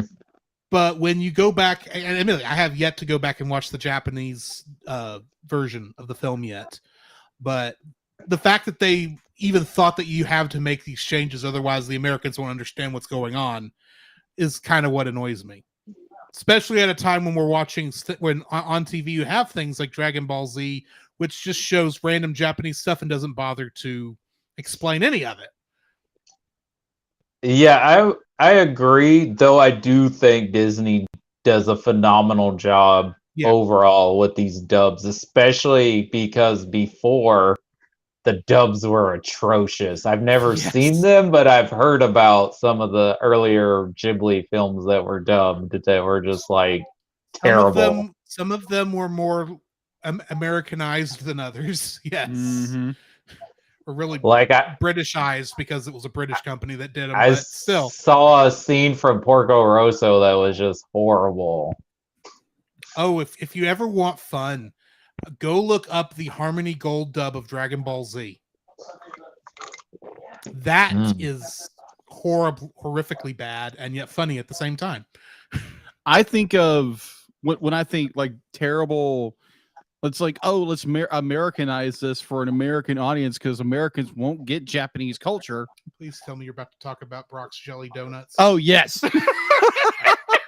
Oh, my gosh. I never watched Pokemon growing up because I was a Digimon fan, but I have heard of this. Oh, look at this jelly donut. I'm like, and it's literally that's a rice ball. They didn't even edit the video. It's just like, oh, yes, we've got these jelly donuts. It's like, even as a kid, I know that's not a jelly donut. That's a rice ball. Because American kids have never seen rice. Apparently. Granted, I would have looked at it and gone, that's a weird looking dish. I wonder what that is. Oh, well, it doesn't matter. We're about to have a Pokemon fight. But anyway. Yes. Oh my gosh, yes. Where were we? You're just I just finished my second dislike of the Disney dub. Cody, what did you think of anything for your second dislike? No, honestly, I don't. I'm sorry. I can't. No. This movie's magical. I can't think of anything to hate on. Okay. Oh my gosh. Yeah, I'm kind of the same boat with you, Cody. It's just like there is nothing else in this film that I would literally have to go back and rewatch the film and be hypercritical of every single scene, every frame to find something to critique about it. But from this first viewing, it's a solid film. I mean, the baby's kind of creepy, but I think that's supposed to be the point. Are you looking at my show notes? I don't know how I could do that. I mean, I guess I have mind powers. You know, I'm bald. I guess I have those mind powers. It's Xavier. No, I do have one other dislike and one nitpick that I can talk about. Oh, okay. If that's helpful. But yeah, my second one is that the character of Bo, the baby, is completely unnecessary for this film. It doesn't change anything about the plot if you were to remove his scenes, other than it doesn't give it doesn't sweeten up Yubaba's position any if he's not there. She just seems like an old angry woman if you don't have her at least there loving on her child. Yeah. But for the most part, if you were to take him out of this film, about the only thing it would change is you'd have to come up with some other reason for her not to go ahead and slaughter Chihiro's parents before Chihiro got back. Yeah. So I'm kind of annoyed that his character is for the most part useless. Okay, I guess you're right, but I think maybe Miyazaki would just like had a vision of a giant baby and was like, "Oh, we got to put that in the movie. How do we put this giant baby in the movie?" And I get that. I just wish it had been more. It worked more into the film. I get you. Like it was more part of the plot instead of just a device to have to get. Yeah. For her to hold off on killing her parents. Yeah. So I don't know what the next step is. The next step rating the movie, or we got more to. I am going to mention my one little nitpick, Go just for because it. we have time. So nitpick away. Yeah, my nitpick. Why did her work clothes, her uniform there, not include sandals? Oh yeah, that's right. Good point. Doesn't when she has to go back and get her shoes and socks that the Sith sprites head for. You're right. When she goes to meet him at the bridge, she's barefoot. But everybody else is wearing sandals, right? That is true. Good observation. So why did hers not include sandals? Because I guess she's the newbie. There's plenty of times. I guess maybe they didn't have sandals, or they don't. They're like, oh, I mean, stinky human, you don't get shoes. I get it that in Japanese culture, you don't wear shoes past like the entryway of a house, and that even in their schools they have like special slippers that they wear in the school, or at least that's what it looks like on anime. I'll admit that's where my knowledge comes from. But I would think even in that situation, there are times where, as essentially the lowest of the lowest worker in that bathhouse, she would have to do stuff that was outside on the ground, so she should need shoes from time to time, even if for the most part she is stuck in the bathhouse itself. I just realized she's a lower decker. Oh my gosh, she's a lower decker. She is a lower decks. But she is literally the best lower decker. Right. But anyway, that's like I said, that's a nitpick. It really doesn't change anything. It's just a weird observation I made. So, yeah. Next, we do have our ratings. So, Cody, what would you rate this movie? So it's a 1 out of 10, right? 0.5 out of 10. I would say 0.0 as we have rated something that low, but I doubt this is going to be anywhere near it. So I want to read an excerpt of a review, just the opening paragraph. It's not long. And it was shared on a podcast called Blank Check, which does directors. And they did all the work of Miyazaki. This is a review written by a film critic called Nigel Andrews back in 2002 or 2003. And he said, yes, that's right. 6 stars. Exception must be made for the exceptional. Spirited Away is a feast of wonderment, a movie classic, and a joy that will enrich your existence until you are spirited away. He gave it 6 out of 5 stars. So I don't know if I'm going to quite go to the same route and say 11, but I will say this is definitely a 10. I think this is a masterpiece. All right. I am definitely going to give this a 9.5. It is just a brilliant film, wonderfully well done. Normally, I don't really give 10s to like a bunch of films. I've given a 10 to one film, which I probably, in retrospect, I probably rated a little bit lower, but it was still great. But this is definitely one of those, high echelon kind of films that everybody needs to go watch. Like, be like, if you're a movie buff, go watch it. If you're an animation fan, go watch it. Great film, 9.5. Be like, it is skimming that 10 point score, but it is just phenomenal storytelling, phenomenal character design. Animation is just like, whoa, incredible. But there again, this is Hayao Miyazaki. Let me say that right. And Studio Ghibli at its best. That's why they won an award for this movie. So yeah, 9.5.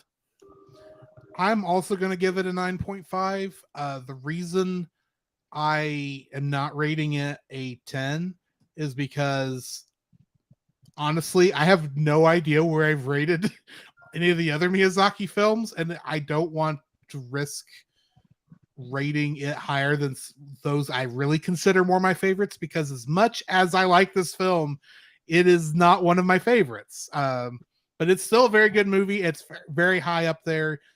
It's a definite watch. Yeah, 9.5. Do you think it deserved the win for best animated film?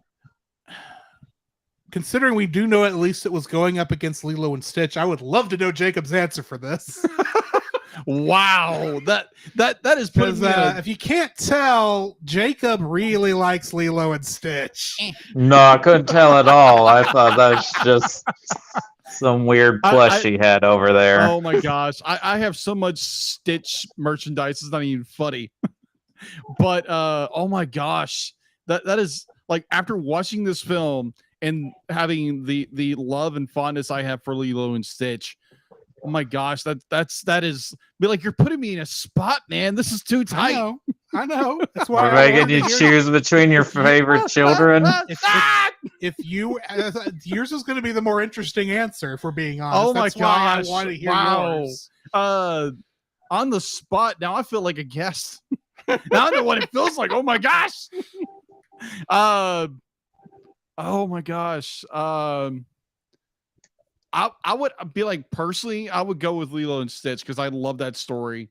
I'd be like, it's not saying that this movie is like less in any ways, but to me, Lilo and Stitch is a better film. But that's just okay. Me. I'm going to give it to Spirited Away. Okay, fair. Because Lilo and Stitch's edits that were made to it after most of the film was done because of September 11th, right, and a couple other questionable original decisions like the washing machine, those edits kind of lower the quality of that film just enough that this film really, I think, would deserve an Academy Award over it.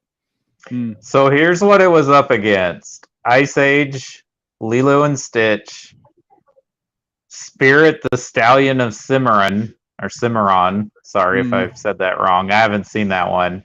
And Treasure Planet. Oh, Treasure Planet. Treasure Planet? Wait. Yeah. There were.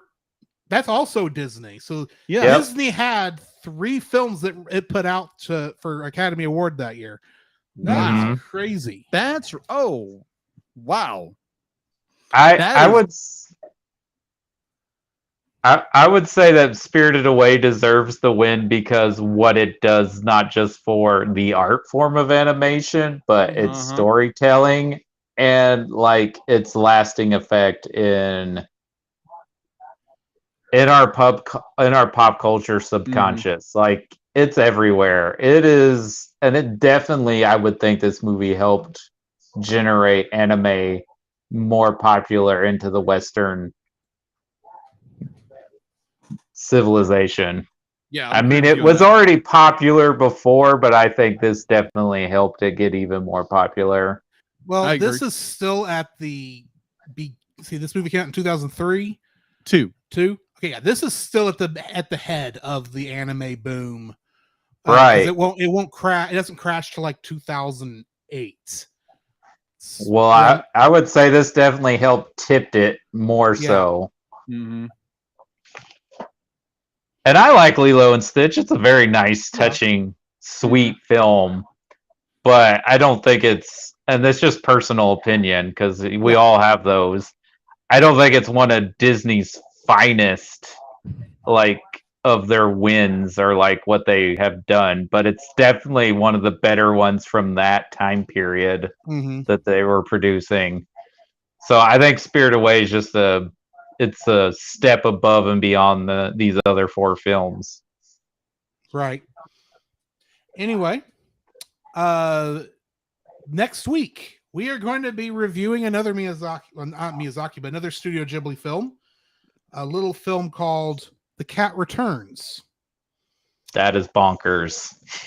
The only sequel that Studio Ghibli ever done, and it's not even a direct sequel. I was fixing to say, it's not really a sequel, is it? Other than the characters briefly shown. It's a sequel in and of the fact that they took a character from another film and they repurposed them and kept it enough that it may or may not have, the events of the other film may or may not have happened. But otherwise, it has almost nothing to do with the other film. And completely two different energies of a movie, too. Yes, and I really do prefer Cat Returns over Whispers from the Heart. Whispers of the Heart. Yeah. Wow. So next week is going to be a good, fun episode. Join us for that. But before we get to that point, we do have 2 episodes of Star Trek Lower Decks to review. All right, our first episode of tonight, Where Pleasant Fountains Lie, directed by Garrick Bernard and written by Jason Zurich. In this episode, Mariner and Boimler are stranded on an uninhabited planet with a sentient computer, and on the Cerritos, Lieutenant Commander Billups must prove his engineering abilities to an old adversary. New cast for this, guest cast, non-main cast for this episode. Sorry, my brain just went. Anyway, Phil Lamar as Momo, crew member and a computer. We've got Jessica McKenna as computer, Ensign Barnes, and the replicator. June Diane Raphael plays Queen Paolana. Paul Scheer plays, and I'm going to say his full name here, Andarithio Billups. And Kari Walgreen is the Royal Guard and crew member. And this episode does have a special guest star, but this one is a little different than most of Lower Decks' other guest stars, as he is not reprising any of the roles that he played before, but this actor has appeared in like 8 other roles in Star Trek, pretty much being the actor with the most roles in Star Trek at this point, and that is Jeffrey Combs. He is the other characters besides, and he plays Agimus in this, the evil computer. This is the 8th character he's played for the franchise. The others being Andorian Commander Thylek Shran in Enterprise, Wayun 4, 5, 6, 7, and 8. All of these characters being Vorta clones who were Jem'Hadar field supervisors for the Dominion in Star Trek Deep Space Nine, and he also played Liquidator Brunt, FCA, also in Star Trek Deep Space Nine. The title is a quote from William Shakespeare's erotic poem, Venus and Adonis. Oh, I did not even know he had one of those. But then I haven't really studied a lot of Shakespeare, to be honest. One of the evil computers that is seen at the Daystrom Institute at the end of the episode has the CBS logo on it. This episode introduces Andy Billups' mother and explores more of Billups' backstory, including his birth name, Andarithio. It explains Ensign Barnes' characterization of Billups in Second Contact when she says, knowing how to talk to women is kind of that guy's final frontier.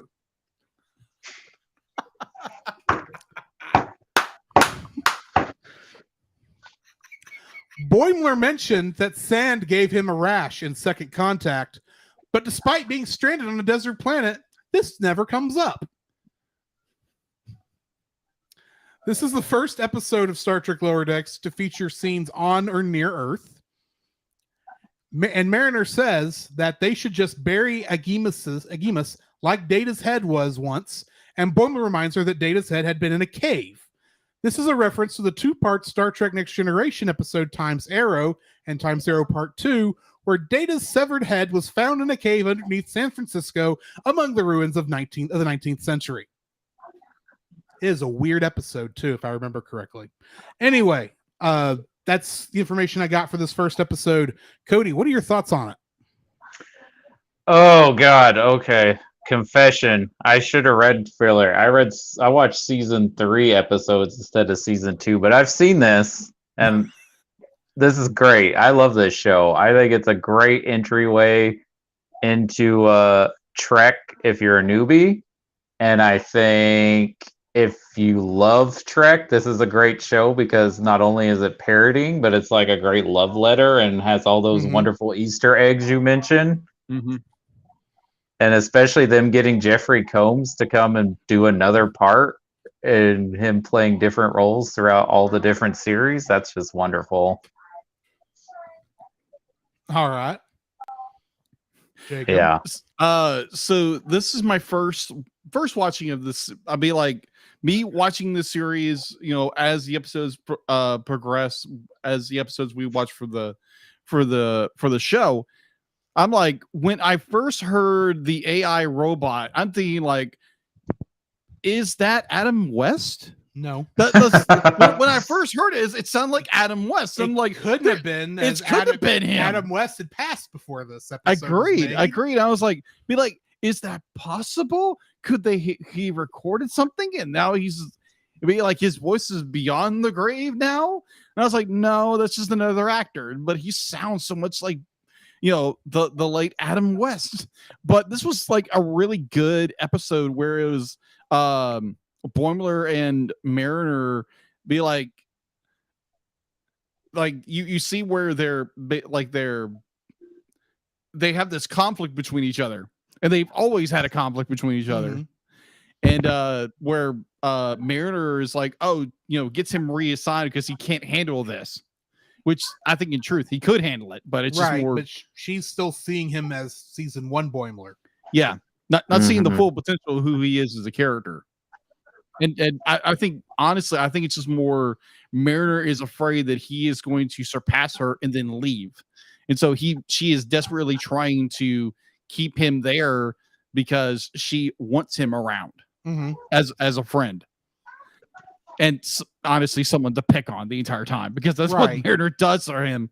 But I love the I love the point where the AI, you know, evil supercomputer thinks it's got the one up on Boimler, and Boimler's playing him like just like a fiddle the entire time. And I'm thinking like, oh wow, be like, this is really, really good. But when they finally get to the revelation, they're like, you're not even really hooked into the computer. Be like, you're hooked into this little into the light switch. You're hooked into a light switch, and it's like, what? No! I'll blind you. Here. Dang it. It's so well done. It's just like, and it's like, go Boimler. Like Boimler, I love Boimler as a character. And one of the things that got me, I was like, because you never hear, at least in my recall, Mariner ever apologizing for anything. She is like constantly just rah, rah, rah, yeah, like just and for once, if I recall correctly, she actually apologized to Boimler. Because like every time, be like, if he mentions the Titan or he mentions going on outings or something like that, because there again, that's hurt to her sensitivity that she's gonna lose Boimler and her fear of like losing people in her life because they get moved off or reassigned, and it's just like she doesn't want to lose him. And that's more of her the psychological character of her. And I think I like that, even though I am not a fan of Mariner as a character, because she screws up everything. It gets away with everything. Well, part of that's because she's are both her parents captains? I know her mom's her mother's a captain, but her dad's an admiral. Her dad's an admiral, Yes. So, and I do remember this, right? Because Engineer Billups, they go to his home. Say that again. You broke up. Isn't this the one where they go to Engineer Billups' home planet and his mom is the queen? And it's not their home planet. It looks like maybe it's a ship. The queen's ship. Okay, her main what do you call that? Her flagship maybe. And it's been messed up just enough that she has an excuse to get her son to come over to fix it. All right, but that's a ruse. They happen to be in the area, which even Captain Freeman's like, sure. That's why you're here. Yeah, that was a good setup. I love that part. And it's like, oh, and then the engineer comes in and is like, oh, hi, son. What? And then you get this weird backstory of him and be like, he's a prince, but he's I'm not gonna have sex. I'm not gonna become the king. You can't make me mom.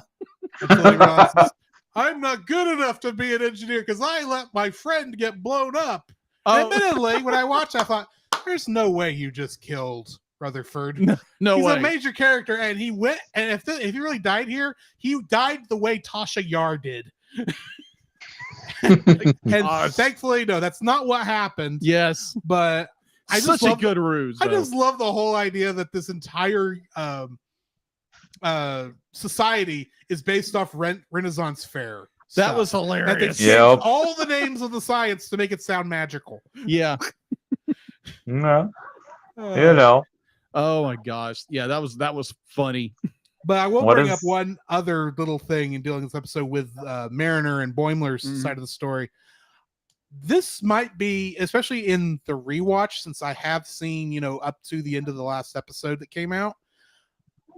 I find it interesting how they're already kind of playing into this idea that AI may not be a good thing, especially when you consider that that's what has to happen 4 years late after this episode on when you've not watched Picard. I know that. And you're not in a hurry to watch Picard. No. And if you hadn't, a part of the setup of that show is, if you remember from the 2009 Star Trek movie, the Romulans and Spock got thrown back in time because of the explosion of the Romulan star. Mm-hmm.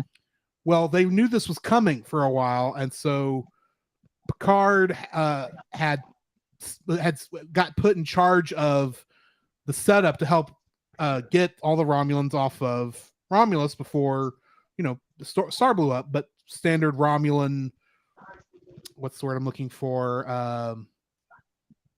Secretiveness. What's the word? What is the word when you're it doesn't matter. Yeah. The Romulans made it super hard for them to get anyone out of there because the Romulans are so secretive about everything. And at some point, because of a secretive sect of the Romulan population, they blew up the shipyards at Mars, where all the ships get built there in Star Trek. And they used androids to do it. Mm. And after that point, there is a ban on creating synthetic life forms. Mm. And I kind of am wondering if this is helping to lead into that kind of plot, since when all that happens is only 4 years after this episode. Oh, okay. Especially considering what will happen at the end of season 3. Oh, okay. Mm-hmm. Okay. That's just to say, I'm not going to spoil, but I'm they bring this up again in season 3. Yes. So, and if you really stop and think about it, it came up in season 1 with Badgie. Mm-hmm. Oh, Badgie. So this and don't forget Peanut Hamper. Oh God. Mm-hmm. So to this kind of is a reverse from our previous TAS series of Tangle the Adventure, Rapunzel's Tangled Adventure. Because in that one, you knew what was going to happen, and I was making all the theories. Yeah. Now I know what's going to happen, and I'm waiting to see what you come up with. Yeah. I am enjoying, because there again, when we first started watching season 1, all of those a year ago, 2 years ago, 2 years ago, there was a whole year where I was being slow at getting them recorded before we switched to recording them at the end of the actual podcast. Right.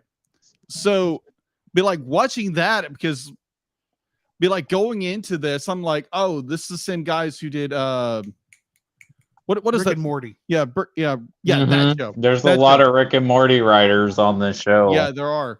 And I wasn't exactly sure. And so watching the first season, I'm like, wow, this is really good. I mean, it's a little raunchy here and there, but it's still a good story. It's a good show. And definitely Drew over here, being a Trekkie, he's giggling at every stupid little entire time.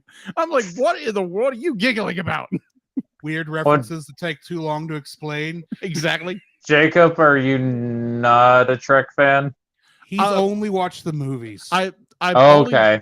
I've like I grew up watching the original 6 and basically all the movies.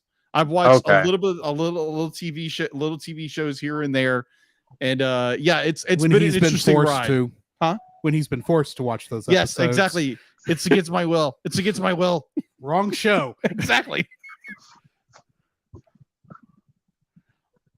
Which, ironically, you bring up the fact that this show is a little raunchy at times. This was not the raunchy episode, despite what we're talking about.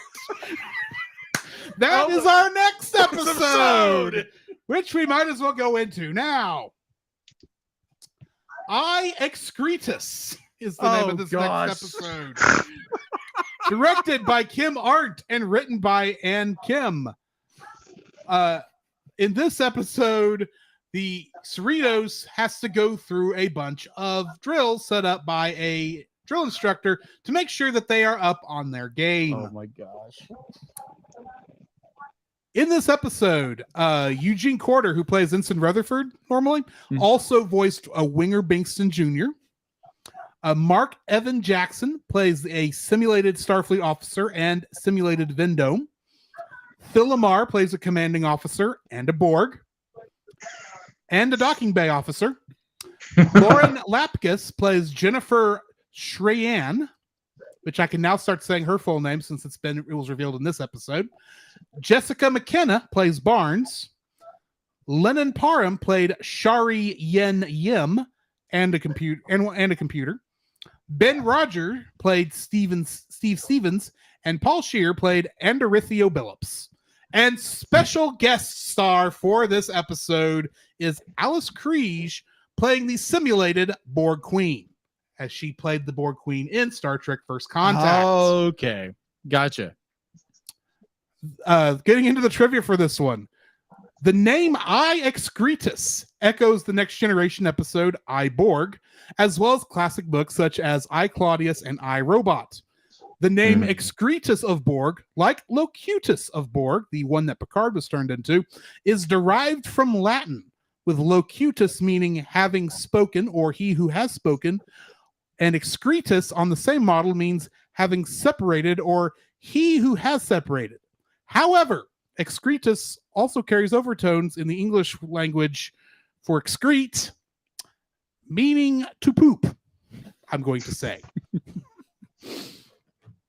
Shin Yin Yim is the second Pandronian to appear in Star Trek, after Ari Ben Bim from Star Trek The Animated Series episode Bim.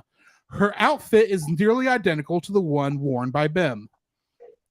Several background characters are given names for the first time in this episode, including Aryan, Castro, Dahi, Merp, Pandara, Ross, and Volus. The Andarian, who was initially known simply as Jennifer or Jen, was identified fully as Jennifer Shreyan. Several scenarios for the Lower Decks crew mirrored episodes from Star Trek The Original Series and Star Trek The Next Generation, including Mirror Mirror, the Hedge Bat in Ethics, the fake building facades in Inspector of the Gun, Spock's sacrifice in Star Trek II The Wrath of Khan, Spock's rescue in Star Trek III The Search for Spock, and of course, the original series episode, The Naked Time, along with its Next Generation sequel, The Naked Now. My gosh. It was not quite that sexy in the original shows. Oh my gosh. I will say this. Their explanation of what that virus is in this episode is just that it's, it makes people sexy and want to have sex all the time. Right. In the original episodes, it's just that it made them act drunk. Oh, okay. But then somehow this affects Data, the android, who has relations, we'll say, with Yar in that episode. Yep. And this gets made a reference in Star Trek First Contact when the Borg Queen asks, "How long has it been since you've experienced physical forms of pleasure?" And he rattles off the date to the seconds. Oh my god. Oh, of course the droid would remember, right? Anyway. Oh my god. I'm sorry. That's just one of those weird trivia that you have to throw in there when it comes up. Speaking of the Borg Queen, a hologram of this character appears in this episode, performed by the character's original actress, Alice Kriege. Much of her appearance recreated for Boimler mirrored Data's experience with the Queen in Star Trek First Contact. The holographic Andorithio Billups in Mariner's naked time scenario, albeit nude and sitting on a table, is the only character not doing anything remotely sexual, merely reading from a pad. This is in line with the real Billups having to maintain his virginity in order to stay in Starfleet, which was explored in the previous episode. This is contrasted by holographic Mirror Billups, who was portrayed as becoming a little bit turned on from torturing people. Also, the crystalline entity appears, revealing that the one we saw in Star Trek The Next Generation to be part of a species rather than just a unique entity. Last but not least, the holographic Mirror Boimler sounds the alarm that Mariner was an imposter by pointing at her and shrieking. This references how pod people publicly identified humans in the 1978 film version of Invasion of the Body Snatchers, which Leonard Nimoy had a starring role in, and which was an attempt to break him out of being typecasted as Spock. Wow. That's cool. Yeah. So, do you have any thoughts on this one, Cody? All I remember, because I accidentally watched season 3 instead of season 2. Right. Now I'm looking back and saw, oh, you did say season 2. So apologies. Wonk, wonk. But I do remember Boimler being like that guy trying to get the perfect 100% score in the video game, like going back. It's like, you already did it. What are you doing? Why are you doing this? But it's He's got like, to be perfect. I could do it. He's got the perfect score, and he gets the call. It's like, you've got to keep that going for as long as possible. And he ends up with a score of 0 because he gets assimilated, and somehow the hologram is good enough. He still thinks he's assimilated. Oh, poor Boimler. Poor Boimler. Oh, poor guy. But it's a fun episode. They're all fun. Yeah. Yeah, agreed. Jacob, what are your thoughts on my this one? gosh. The first thing I think is poor Boimler.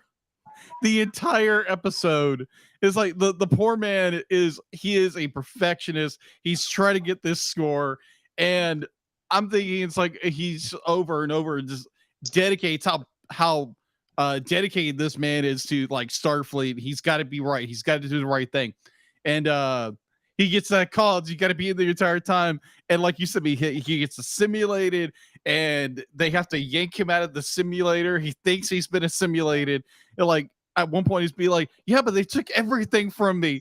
And I'm thinking, like, at the end of the episode, they're all kind of laughing about it. This man has gone through so much trauma, and they're all laughing at him about it. I'm like, oh, poor Boimler. I feel so bad for him, man. and then the others, the simulations were like, oh my gosh, this is hilarious. And then the one where they're all like, you know, the naked time, the naked in time. I was like, what the heck? Admittedly, the first time I watched this, I went, whoa, that's a little farther than I was expecting them to go. Oh my gosh, definitely that point where it's like it's when you get that one shot where it's the episode where it's the simulation where it's Mariner, right?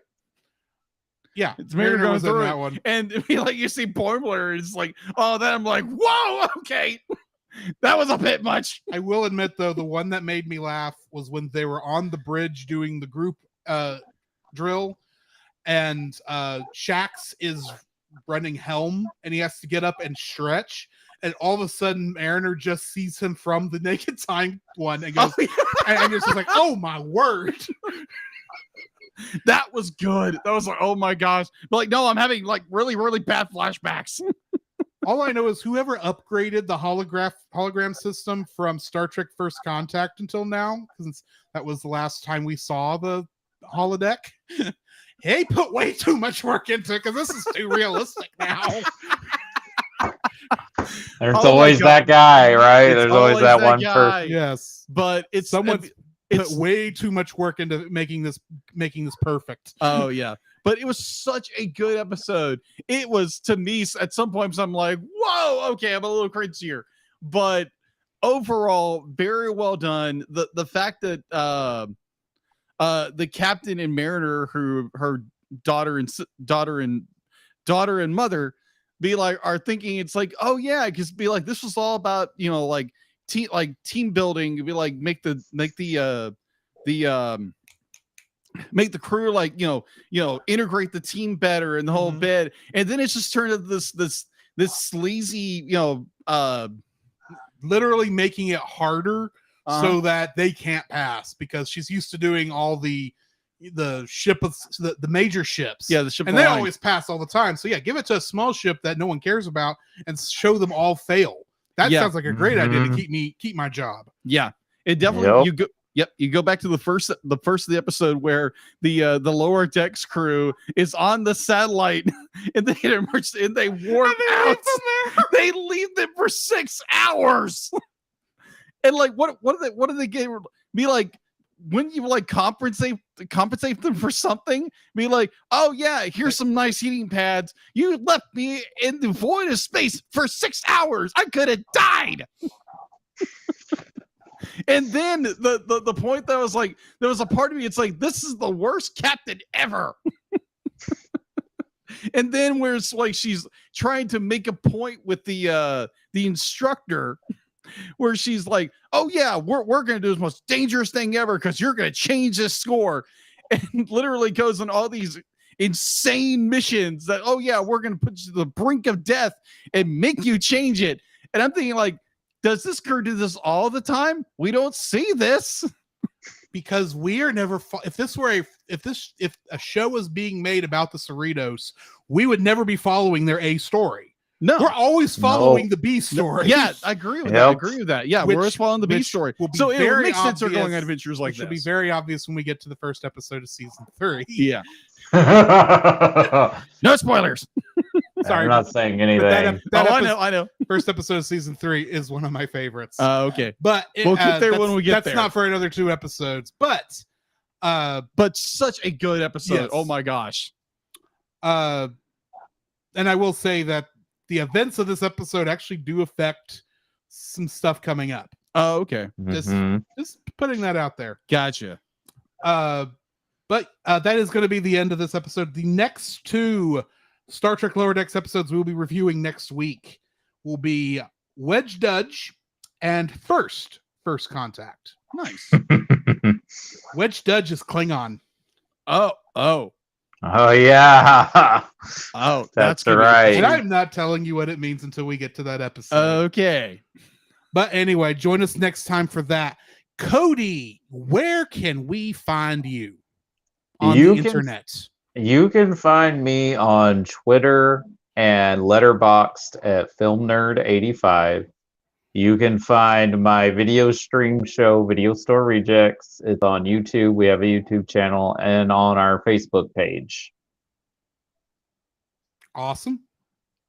So yeah, that's going to be it for us. Of course, our shameless self-promotion will be in the pre-recorded outro. But in the meantime, this has been Drew. This is Jacob. And this is Cody. Thanks for having me. And we'll catch you in the next frame. Okay. Jacob, do you have a stinger for this? Because I don't. Hold on. Yeah. Oink, oink. Dang it! Deedlit, you've been feeding him bacon again? What are you putting in that stuff? And that's going to be the end of the episode. Okay. It would sound better if I actually had access to all my sound effects. So that'll all be edited in afterwards. Sorry, I guess we did forget to mention that we have an AI character that pops in on the show that's called D-Lip. We have sound effects named D-Lip. Nice. Guess we did forget to mention that. Oh my gosh. Make sure it doesn't go maniacal. Oh gosh. Well, let's see. What has she done to us so far? A lot. We nearly got stepped on. by Digimon because of her. Yeah. She left us on Monster Island Mm-hmm. when we were there to review Godzilla the series. Yes. She did though get us a nice frog. Zord. That is true. There is that. Is But that then the she animated? but then she turned you into a dog, Yeah. She turned me into a dog, and now a pig. and she turned me into a pig. What's going to happen next? I don't know. Question. She wasn't involved with, at least I don't think she was involved with Josh getting turned into an Eevee. I don't think we so. never did find out who sent him that invitation. No, we didn't. Let's wait. We're not live right now. No, we're not. You're welcome, patrons. Anyway, you were about to ask something in the middle of all that, Cody. My apologies. No, I interrupted you first before you went back on it. Was that the 90s? Oh, not 90s. Well, maybe 90s. Is that the Godzilla cartoon that was based off the 98 movie? Yes, we were on. We recorded. We were on the Monster on Film Vault episode where we recorded. We reviewed 3 episodes of that show for him, and then we're actually going to be back on to record 3 more episodes, or another episode reviewing 3 more episodes on that show sometime next year. Okay. And we've been on there for Mighty Morphin Power Rangers the movie. Oh gosh. Which they were, yeah. And then also the old one or the new one? The old one. The good one. Oh, okay. And then we're also going to be on his show for the Zillow Beast episodes of Star Wars Clone Wars. Oh, that's a great show. Yeah. Anyway, let me see if I can find us somebody to raid, and we will let y'all go. Or if there is anyone still in our Twitch channel, that's the question.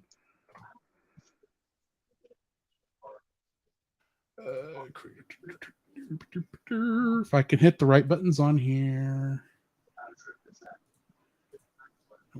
Nope, that's not what I meant to click. It's not what I meant to click. That's what I meant to click. Yeah, we're going to go raid Retro Rewind, since I think they are actually reviewing a movie we've reviewed before. Nightmare Before Christmas. Oh, yes. yeah. Love that movie. Love it. We just reviewed that not too long ago, a couple of weeks ago, actually. So, yeah, we did that with Coraline. Oh, I love Coraline. We reviewed that one too. Yeah. So, yeah. So we're going to let y'all go once I hit the button here. Y'all have a great evening. Thanks, guys.